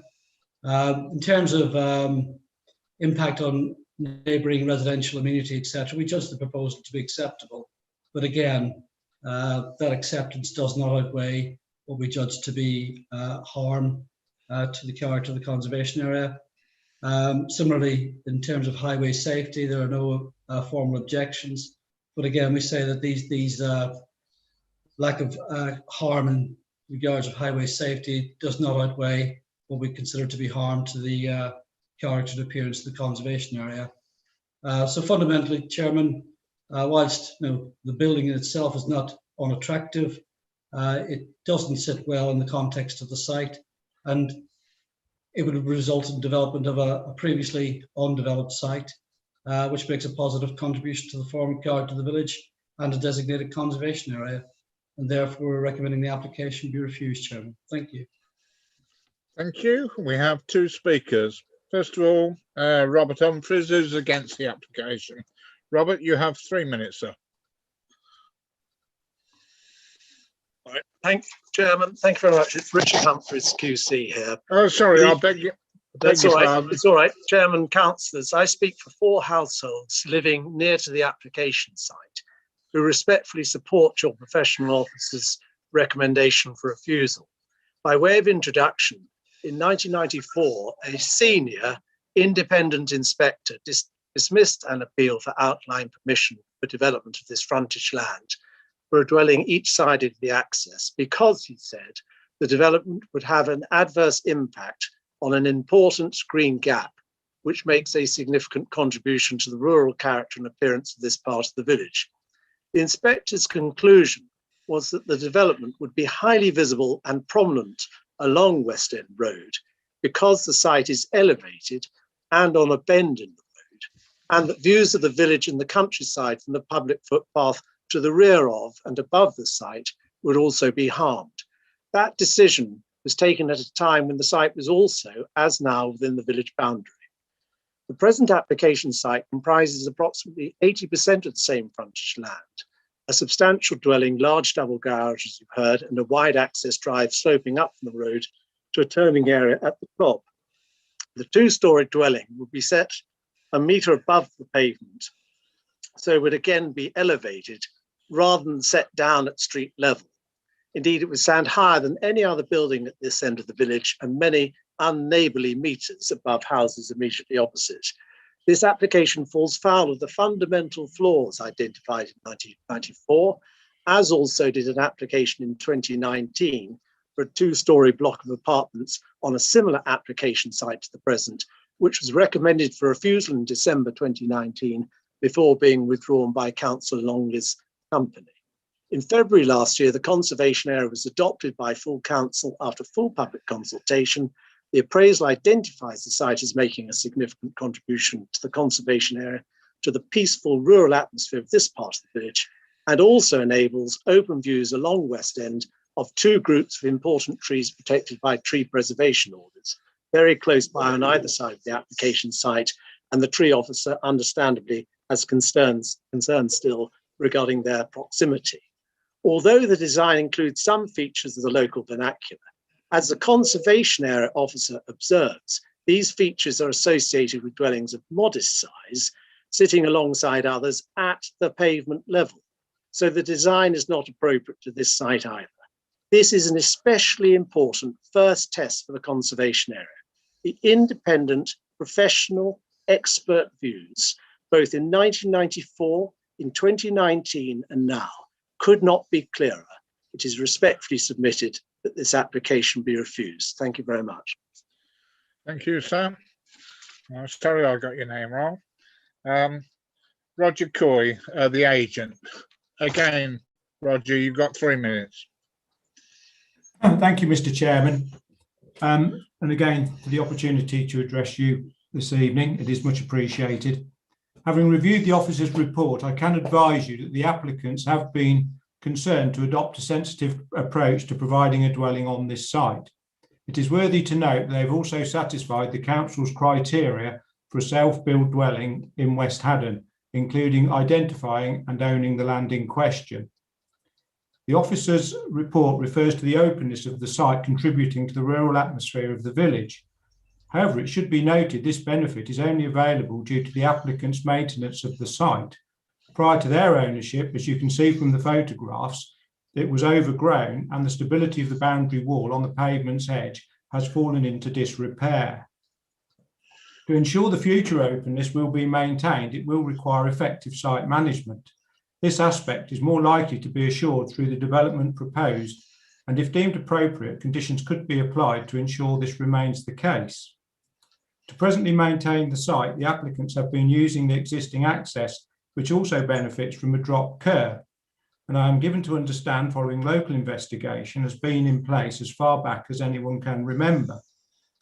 The applicants acknowledge the stone wall is an important feature in the village. At present, it is subject to significant deterioration and occasional missing stonework. Approval of the development will ensure that it will be in the applicant's interest for it to be properly repaired and suitably maintained. The applicants have also learned from a member of the original village plan working party that when the plan was created, had the previous owners made representations, it is likely the whole site could have been included for development. However, it is now accepted that the area at the front of the site, now proposed, would have been non-contentious. The concerns expressed in the report relating to the development pattern within the vicinity of the site are not entirely accurate. Indeed, the adjoining property, as can be seen from the photograph, is neither at the pavement's edge nor at street level, but is suitably elevated and sited to follow the natural topography. Yeah, you can see it there. It therefore makes more sense for the proposed dwelling to follow this principle. Concern is also expressed in the report relating to the health and vitality of the neighbouring trees. We can assure members that the applicants have taken relevant expert advice, and this concern will not be compromised by the construction of the new dwelling. After all, if that were to be the case, it could likely affect the structural integrity of the dwelling, and the construction procedures would deem that to be unacceptable. Finally, Mr. Chairman, as you have heard, the Parish Council and residents support the application, which represents a small-scale development on a site deemed to be within the village confines, meeting the needs of a local family. We therefore respectfully request members overturn the officer's recommendation and approve the application before you tonight. Thank you. Thank you. There are 2 local members. I am one of them. My view is I don't particularly think the application is the end of the world, but I'm not going to put a proposal through. I don't think it's the end of the world. I have great connections with West Haddon. My father was born there. My grandfather and grandmother were both born there. I've spent a lot of time in West Haddon. I personally am quite happy about it, especially with the support of the parish. If it didn't have the support of the parish, I wouldn't be saying what I say. Anyway, we've got two more speakers. Councillor Robertson is one, and then the third person to represent West Haddon will be the last speaker, who's not a member of this committee, who's Councillor Miller. So first of all, Councillor Robertson. Oh, thank you, Chair. I wasn't actually aware that I'd asked to speak, but nonetheless, I will. Well, you're local. Oh, sorry, you're not a local member, are you? I beg your pardon. It's all right. It's a silly I'll senior speak later moment. if you don't mind. Yeah, you can speak later. You shouldn't be speaking now. So, Councillor Miller, please. Councillor Thank you, Miller. Chairman. You had me confused there for a minute about Councillor Robertson. I wasn't aware he's one of the three members of the Long Buckby ward. So thank you for that. I also want to say, Chairman, I thought Mr. Humphries spoke very well. And the one thing I want to come back to on what he said was about elevation. So I think that's one concern I had when I look at this application. But having said that, I represented West Haddon, Chairman, for 22 years. I've been representing West Haddon. So I know the village very well, never lived there, but I do know it very well. And I tell you now, the parish council over that time have generally been very protective of what goes into West Haddon on development sides. So I think, as someone said earlier, the West Haddon Parish Council supporting this, I think is quite a telling sign. The area, the actual land, the area in question is actually been, as been mentioned before, had fallen into disrepair over many years. And I think that's saying that obviously the current applicant is looking to ensure will never happen again. I should declare also an interest, actually. Obviously, I know the applicant. He's a fellow ward member, as you know, Chairman, a Conservative member. And also, it's been mentioned earlier by a few members, I also attended the wedding anniversary event, which is obviously going to become infamous now, some couple of years ago. So I just want to make that clear, but that doesn't affect my my view on this. This is all about what's right for West Haddon. And if the parish council were opposed it, I'd probably be going along the same route. And that's no disrespect to Mr. Humphries' very valid points he raises. I just feel that about the elevation, when I first came across the application, I was worried about the elevation because I felt that if this property was going to near the road as well, was going to impose itself upon maybe properties on the other side of the road or nearby, that might be something should be taken into account. I'm wondering for you, Chairman, if you could ask the agent whether the applicants considered that at all, if it was to actually lower the elevation, if that's possible. I'm not saying it is. I think that might be helpful for some members if they felt that was going to be an issue. Other than that, I look at the West Haddon Parish Council representation, and I think it was, they say it will improve the street scene. And in a respect, especially this site's now going to be looked after properly, I think that's a very valid point. So I suppose in a sense, Chairman, I'm supporting the application as a local ward member, but on the lines of it's going to follow it in line with the parish council's view, also taking into account Mr. Humphries' objection about elevation. That could be clarified one way or the other. That's all I need to say, Chairman. Thank you much indeed. Thank you, Councillor Miller.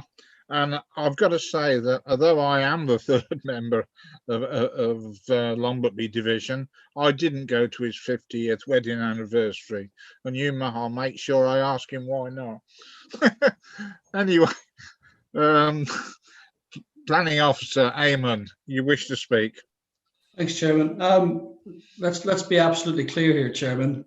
The site, unlike the previous application, is not a previously developed site. It's a greenfield site, always has been, always should be. It's against that it was assessed when the conservation area was designated, as you've heard the speaker say, after public consultation.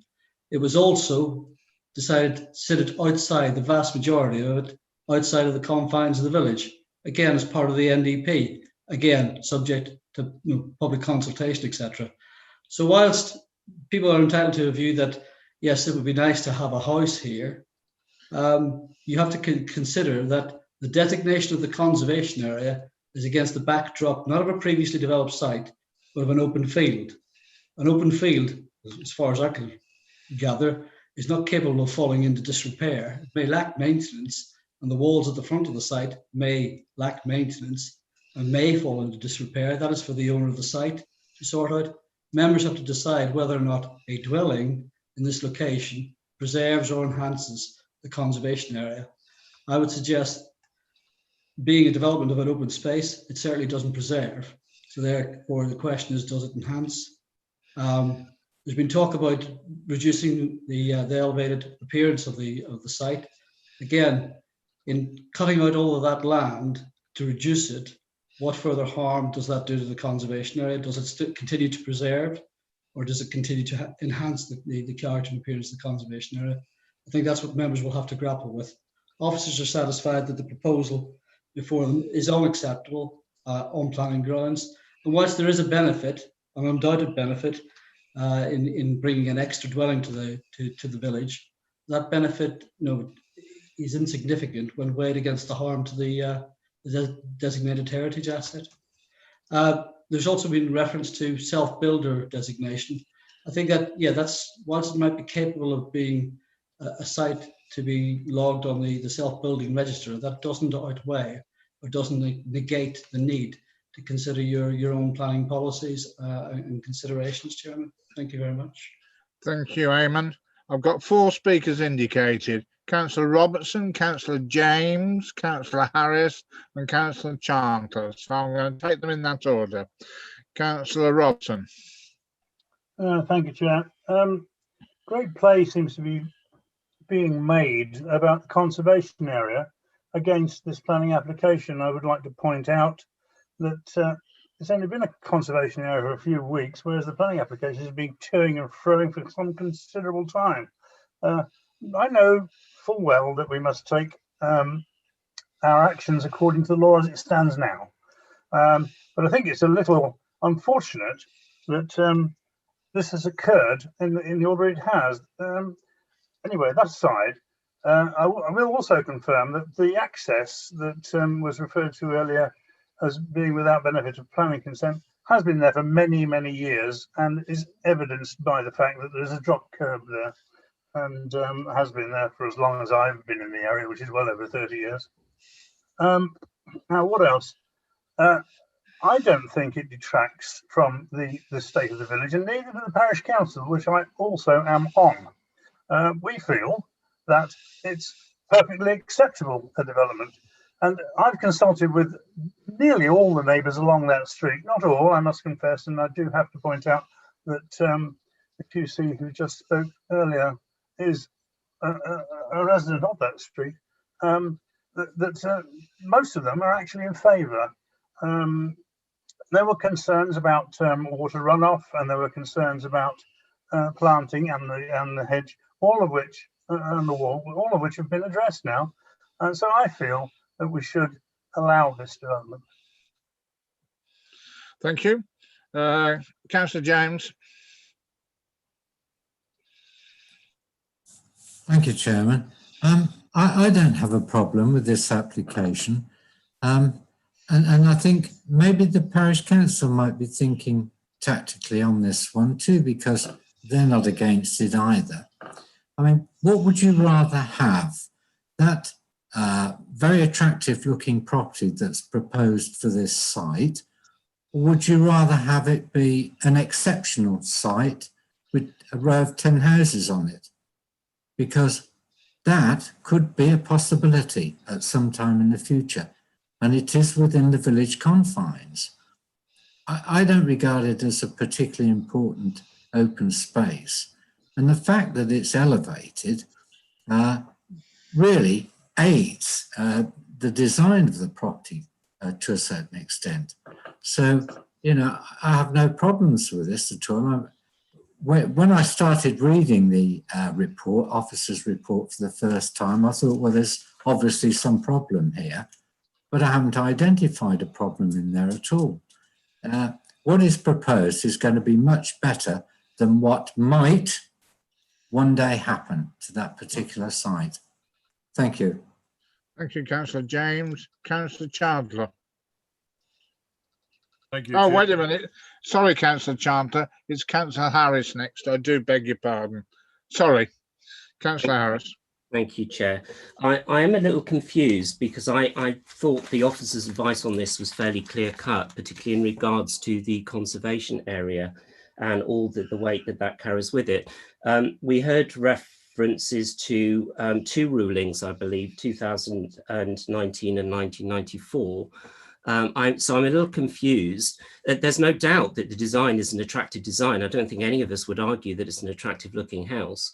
But to me, it seems to be very clear cut from the point of view of the officer that this should be refused. So I'm a little confused as to why we would go against the advice of the officer in this instance. Thank you, Chair.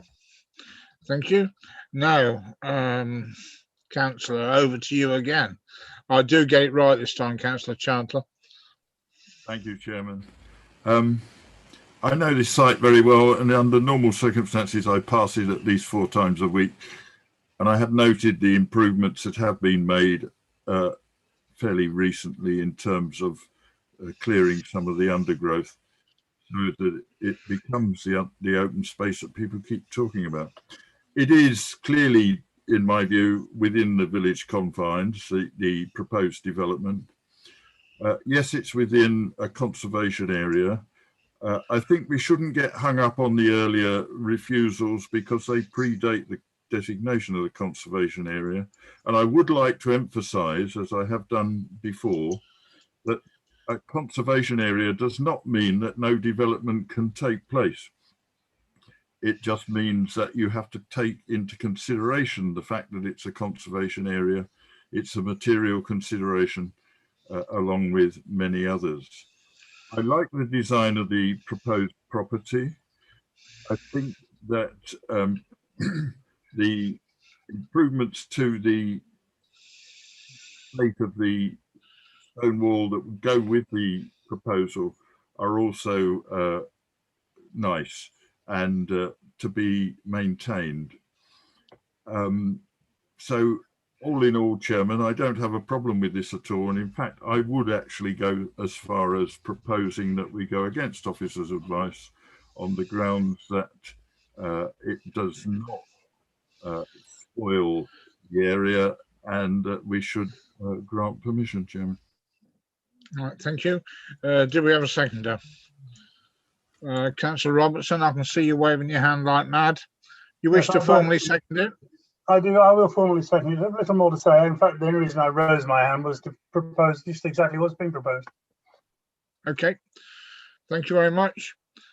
Right, now I think I've got the order right. I think it's Councillor Dabbs, then Councillor Ritchie next. Councillor Dabbs.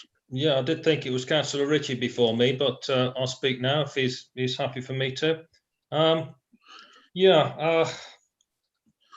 perfectly happy to accept officers' advice on this. I think, you know, dealing with it with a dispassionate hand is the way to do it. One question I would like to know, Chair, just like to be reminded, is how many members present here are actually on the parish council that is in favour of this.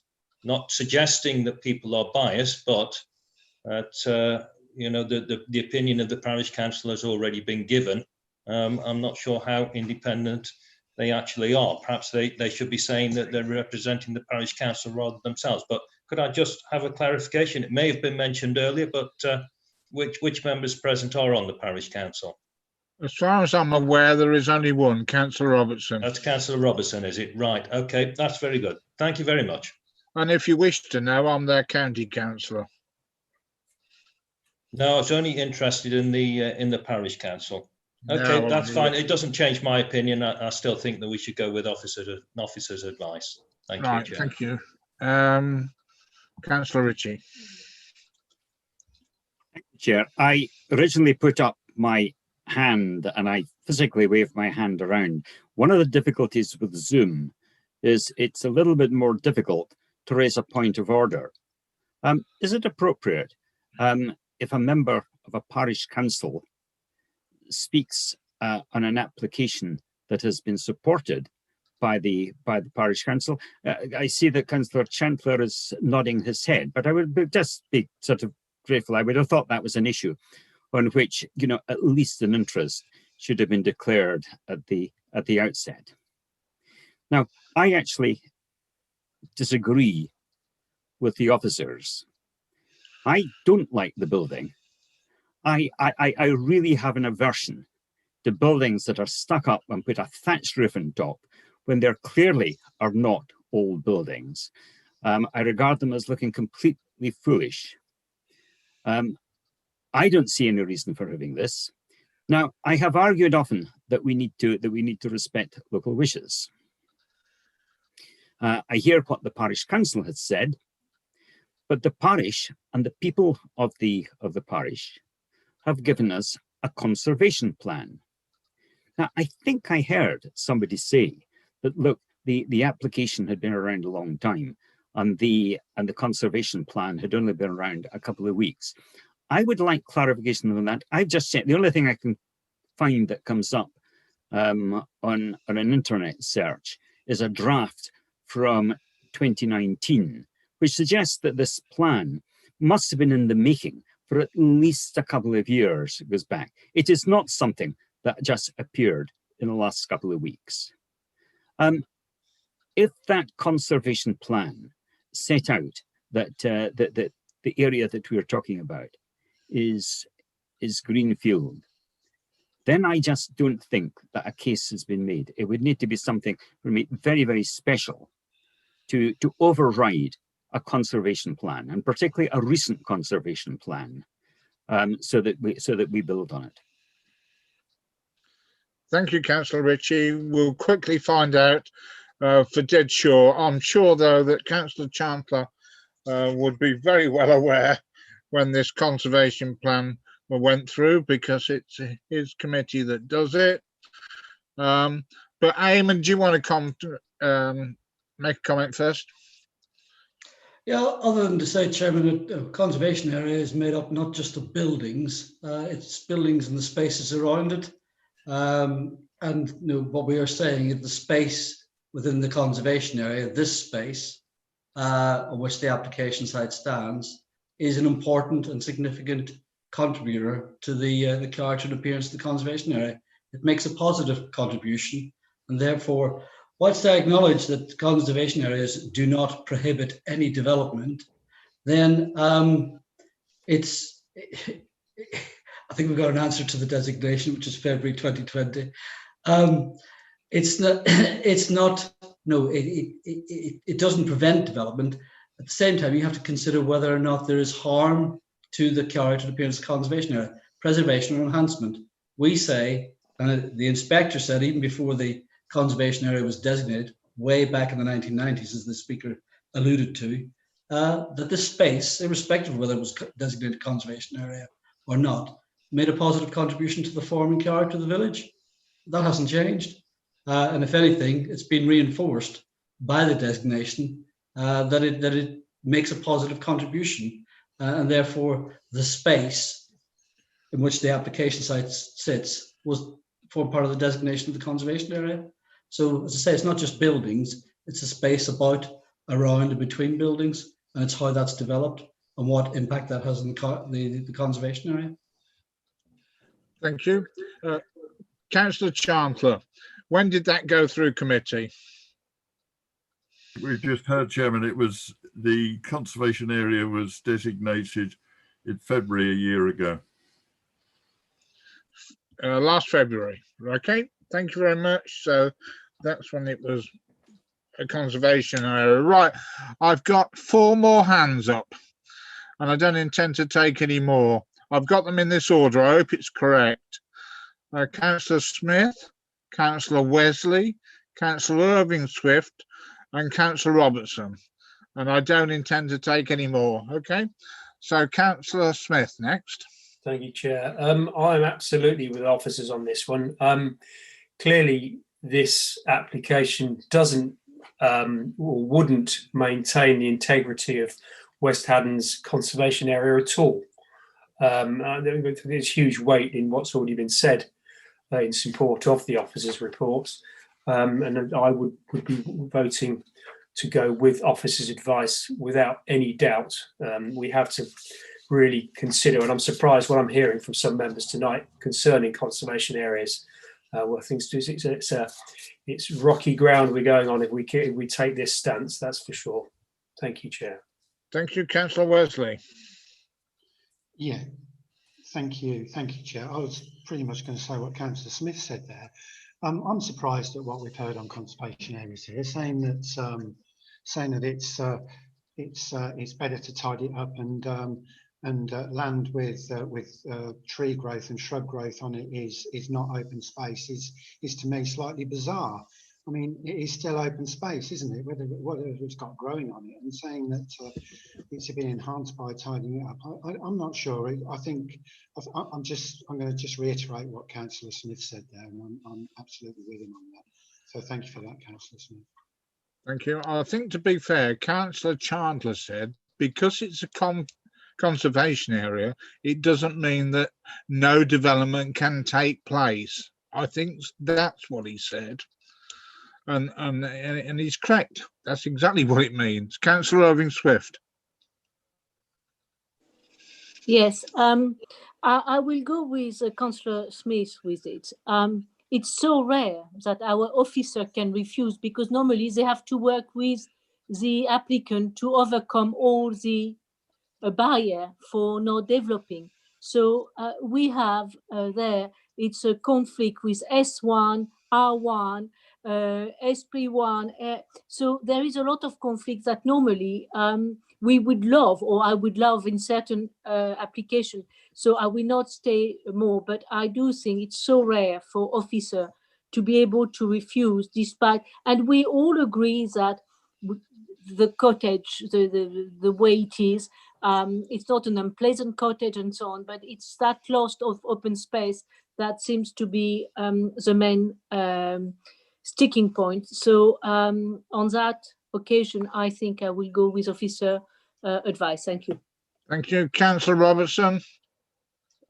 Thank you, Chair. I just wanted to comment on the questions basically imposed by Councillor Ritchie regarding declaring an interest. I did exactly that at the very beginning, Councillor Ritchie, if you were there, and that will of course be confirmed in a minute.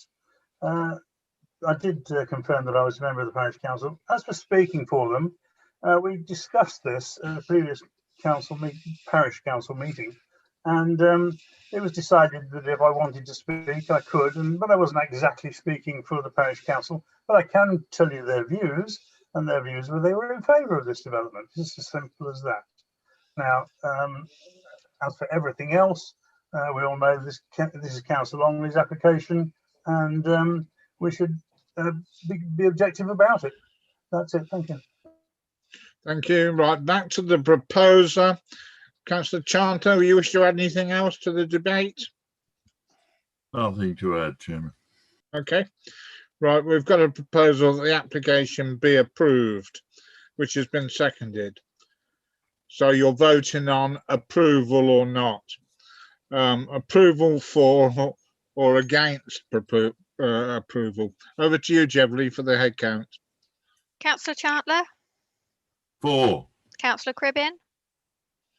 Against. Councillor Dabbs? Against. Councillor Frost? Against. Councillor Harris? Against. Councillor Irving Swift? Against. Councillor James? For. Councillor Matton? Abstain. Councillor Parker? Against. Councillor Ritchie? Against. Councillor Robertson? For.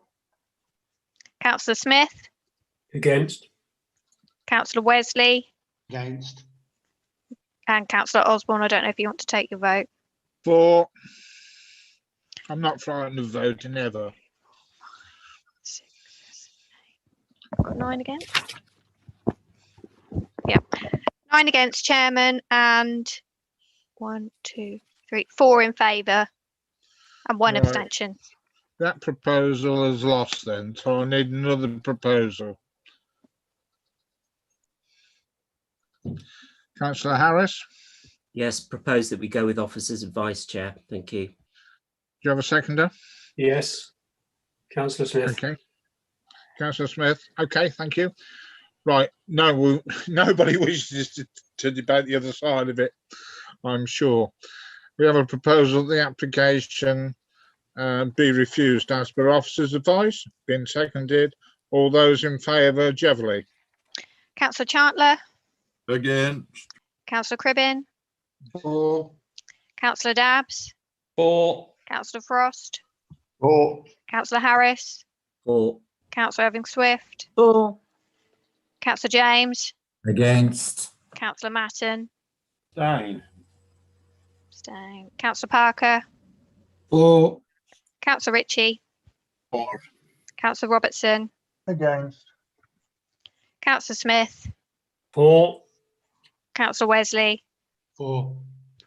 and Councillor Osborne. Against. 9-4. 9-4. So 9 for the proposal and 4 against. Mhm. And one abstention. The proposal is refused. One abstention. And 1 abstention. Okay. Okay, we move on. We're slowly getting around the district anyway. We're in Walgrave next. Thank you, Chairman. I'm just sharing my screen. So as you can see, this is for a property in Walgrave for a part single story and part 2-story extension to the rear. So the plans which are before you show the block plan and site location before, so as it is now and as it's proposed. So you can see this element and this, especially the one going on the northern boundary, is the 2-story element, and this is the single-story element. This is 2-story. So you can see, as this is the site as existing, and you can see there is an existing outside swimming pool, which you can see by the photos later on. And this is the proposed ground floor, so you can see sort of what they're proposing to do. So they're proposing to have an indoor swimming pool with a changing and games area and a open space here with a lift to the top. So this is the existing first floor plan, and this is the proposed plan for the first floor to create a bedroom here and another bedroom here with an ensuite. The plans have been amended. Originally, this element here actually extended right over there as well, but has been moved in, and they've also removed a window on this elevation. Now, there are concerns, as you can see within the paperwork, about some windows overlooking the neighbouring property. Those are facing to the north, away from the main house. Which the neighbour is here. So the windows which I was describing were in this area here. There is also an existing window which you can see by the existing plans as well.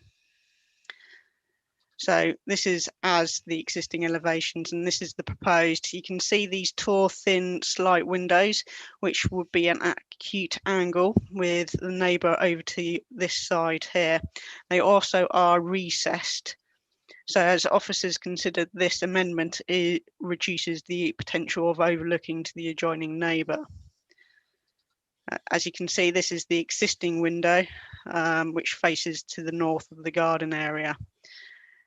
So which now additional 2-bedroom windows are proposed with high level windows at the ground floor level.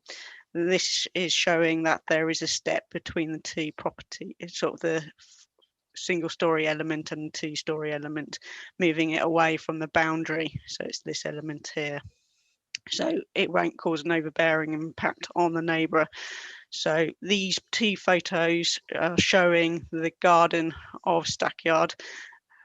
Yes, you will see the extension, but given sort of the size of the neighbouring property and the distance from the property itself, as you can see by this picture, the impact is considered small and will not result in any overbearing impact. This is again the rear of the neighbouring property from within its site.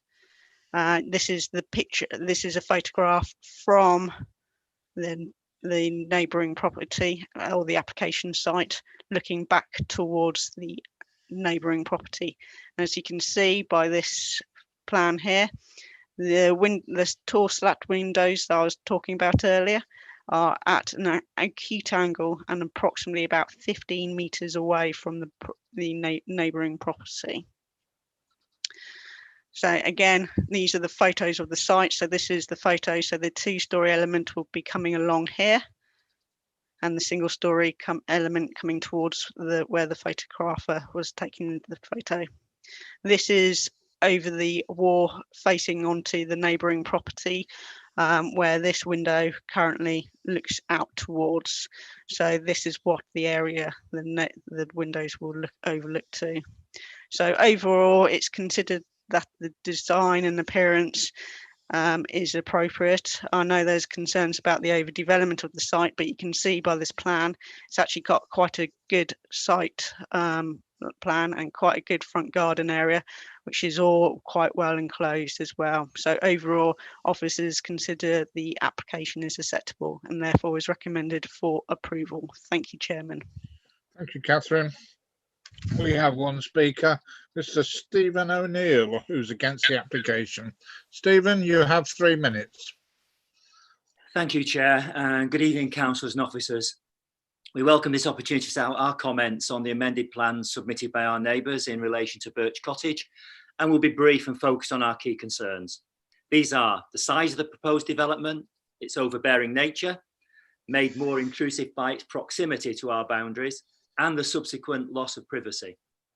We acknowledge the changes made that have just been, the planning officer has just been through to the original submission and to the work of the planning officer on this. However, we do feel that these changes did not go far enough, and this view is also reflected in the views expressed by our parish council. We accept that the proposed extension doesn't impact on the public realm, the picture that you saw at the front of the property, which is adjacent to open fields, but however, we would like to highlight its impact on the residential amenity, which is on the side adjacent to our property, and which is covered under the Settlements and Countryside Local Plan under your policy ENV 10. We'd like to point out the scale of the proposed development. For the ease of description, the planning officer's detailed report, the proposed structure is broken down into individual parts. However, you take the entirety of the overall as a single development, and what you have is a structure which is 12.5 metres by 8.8 metres, which is a footprint of 110 square metres, and a proposed new development which covers in excess of 50% of the area at the rear of Birch Cottage. And all of that sits within 1 metre of our boundary. Over 50% of the structure is 2 stories, with one of the 2 new gable ends that have been introduced sitting within 2 metres of our boundary to a height of 6.2 metres. The 2-storey element of the extension fills 1 complete boundary to our property and introduces, as mentioned, the 2 new large unobscured first floor windows and the small high-level windows beneath them. These provide the occupants with wide views of 2/3 of our garden. We recognise that there are already a window on the existing narrow elevation, but this is situated at the far corner of the boundary on the narrow current gable end and has restricted views resulting from both its position and the large mature cedar trees which shield it. The 2 new windows and the windows beneath them have no such shielding and come so far out along that boundary, they completely remove any privacy from the majority of our garden. In conclusion, we believe this overdevelopment of the rear of the plot of Birch Cottage is residentially impactful in terms of its scale, massing, its height, and the subsequent loss of privacy, and therefore should be turned down. Thank you, Chair.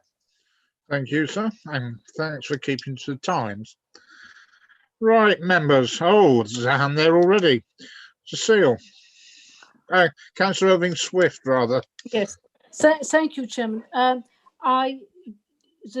The neighbour, it's always very difficult when you have 2 neighbours and they, but having at the moment a house that has been built at the bottom of my garden, I can say how awful it is when you never like the design and it's built.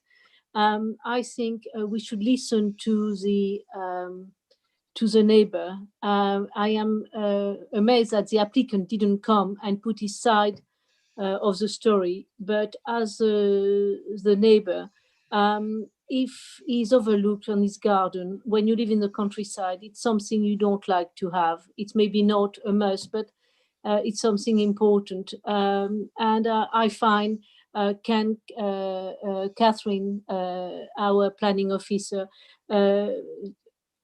because he said it's at 1 meter of the boundary and it's quite a large extension. Will that, it's also against the 22 meters rule, or are we completely out of scale? Because I could not judge the next house, the neighbors and the applicant, the distance. But otherwise, I feel quite sad for that neighbors, but I'm willing to listen to the debate to see how I will vote. Thank you. Thank you. Catherine, does it break the 22 metre, 21 metre, I thought it was, rule? In regards to sort of the windows on the northern elevation here, obviously they're facing away from the main property or the neighbouring property, which is sited here. So there are slats here. If I go on to the rear elevation of the proposed, which is highlighted here, as you can see, those are the closest windows towards the neighbouring property. The remainder are on the ground floor, and you can see there is a good wall there, which will screen any impact on the neighbouring property. Now, if I go to the photos, which clearly more indicates that distance between there and there is about 15 metres. So not potentially strictly in accordance, but considering the windows which were highlighted in this drawing here are actually recessed, i.e. set back, so they're not actually on the edge of the window here, and the acute angle that you'd have to look out towards, we as officers consider that impact is acceptable and it's unlikely to result in any overlooking to the adjoining neighbours. Yes, it is tight on the boundary, but given sort of the distance away from the neighbour, we consider the impact is acceptable. Thank you, Catherine. Right, back to your members. I can't see any flags at the moment. Give me a flag. Getting quite used to this looking at flags. Right, well, I need somebody to speak and make a proposition, if not. As we're not going to get anywhere. Right. Councillor Dabbs, let's go to you. Yes, thank you, Chair. Don't have anything to say. I suggest and make the proposal we go with officers' recommendation. Thank you, Chair. Thank you. That moves the committee along. Do we have a seconder? Councillor Irving Swift? No, yes, not you. Yes, I would like, but could I go with Mr. Councillor Dabbs? Could we make sure that the recess window cannot open completely, or make sure that they cannot be changed? We have a condition that the recess windows stay recessed forever. Thank you. Without going back to plan, if they change, they have to go back to planning. Thank you. Okay. Would you be understanding with that, Councillor Dabbs? Councillor Dabbs, are you happy with that if I put it to the officer? Quite happy if that's within, I don't know whether it's contained within the planning specifications in terms of the actual plans and so on, but I'm quite happy with that suggestion. Okay. Catherine, yes or no? It is a potential that we can ask for them to be non-opening and making sure that they are non-opening. There is a condition making sure there's no additional windows, but also sort of the 22-metre rule is sort of back-to-back facing, and as I said, it's very much at an acute angle.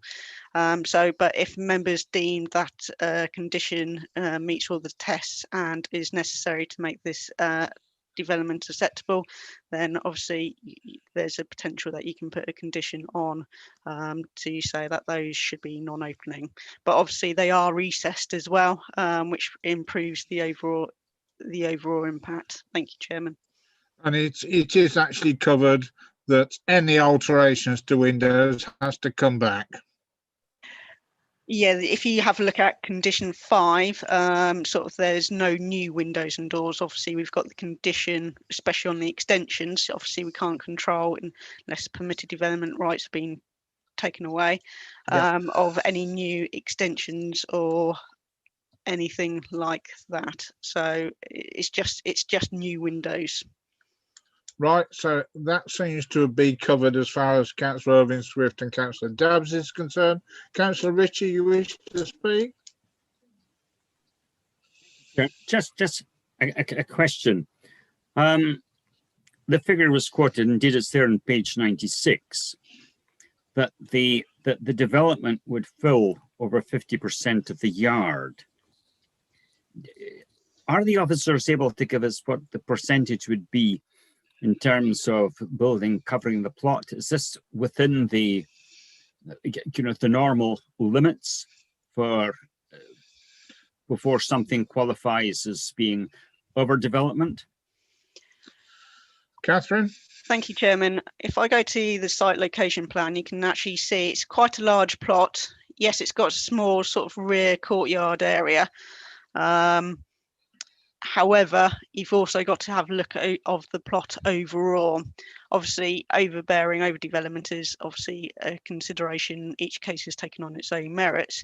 But in this particular case, we consider sort of it's appropriate. It's got a large front garden area to the front here, and sufficient parking as well. So overall, I can't tell you exactly how much the percentage of the area covered, but it's certainly not 50%, or the development of the site itself, i.e. built form, is not 50% of the overall area of the site. Thank you, Chairman. Thank you, Catherine. If you can put me back to the pictures of hands or no hands. Right. I still need a proposal from somebody. Chairman, you've got a proposal on the seconder. Oh, well, it is getting late, isn't it? Right. Nobody else wishes to speak. None indicated, We've Chairman. got a proposal then that the application be approved, which has been seconded. All those agree with that? Answer Jevlin's question. Thank you, Chairman. Councillor Chartler. For. Councillor Cribbin. For. Councillor Dabbs. For. Councillor Frost. For. Councillor Harris. For. Councillor Irving Swift. For. Councillor James. For. Councillor Matton. For. Councillor Parker. For. Councillor Ritchie. For. Councillor Robertson. For. Councillor Smith. For. Councillor Wesley. For. And Councillor Osborne. Four. That's a And full that's house. unanimous. Yeah. And fancy the idiot chairman forgetting there was a proposal. Oh dear. Right. We move on then to Boughton next. Chairman, just before we go to Oh yes, 9:15. Yeah, Right. we're at 9:07 now, so I suggest you ask your committee how they want to proceed. Right, we'll do this with hands in front of you. As you know, we have to vote for 9:15 if we need a break or not. So if you think you need a break, put a hand up in front of you. Right, I don't see one hand, so you're happy. Chairman, I can see Happy some to hands. continue. Are you voting for the break? No. Or You're a happy break. to continue. Put a hand in front of you. No, voting for a break. You're voting for a break. Likewise. Well, yeah, likewise myself as well. right, you want a break of what, 5 minutes? Yep, that'll do. Yep. That'll do, yeah. Okay, a comfort break as we call it in the trade. Okay, there will be a comfort break now. So it's just about 10 past, so just about 15:15, be back. Chairman, yes, we'll end the live streaming now and start again once we reconvene. So YouTube will be cut off then for a second. Yes, Chairman, just for the 5 minutes. Or for 5 minutes. Yeah, okay.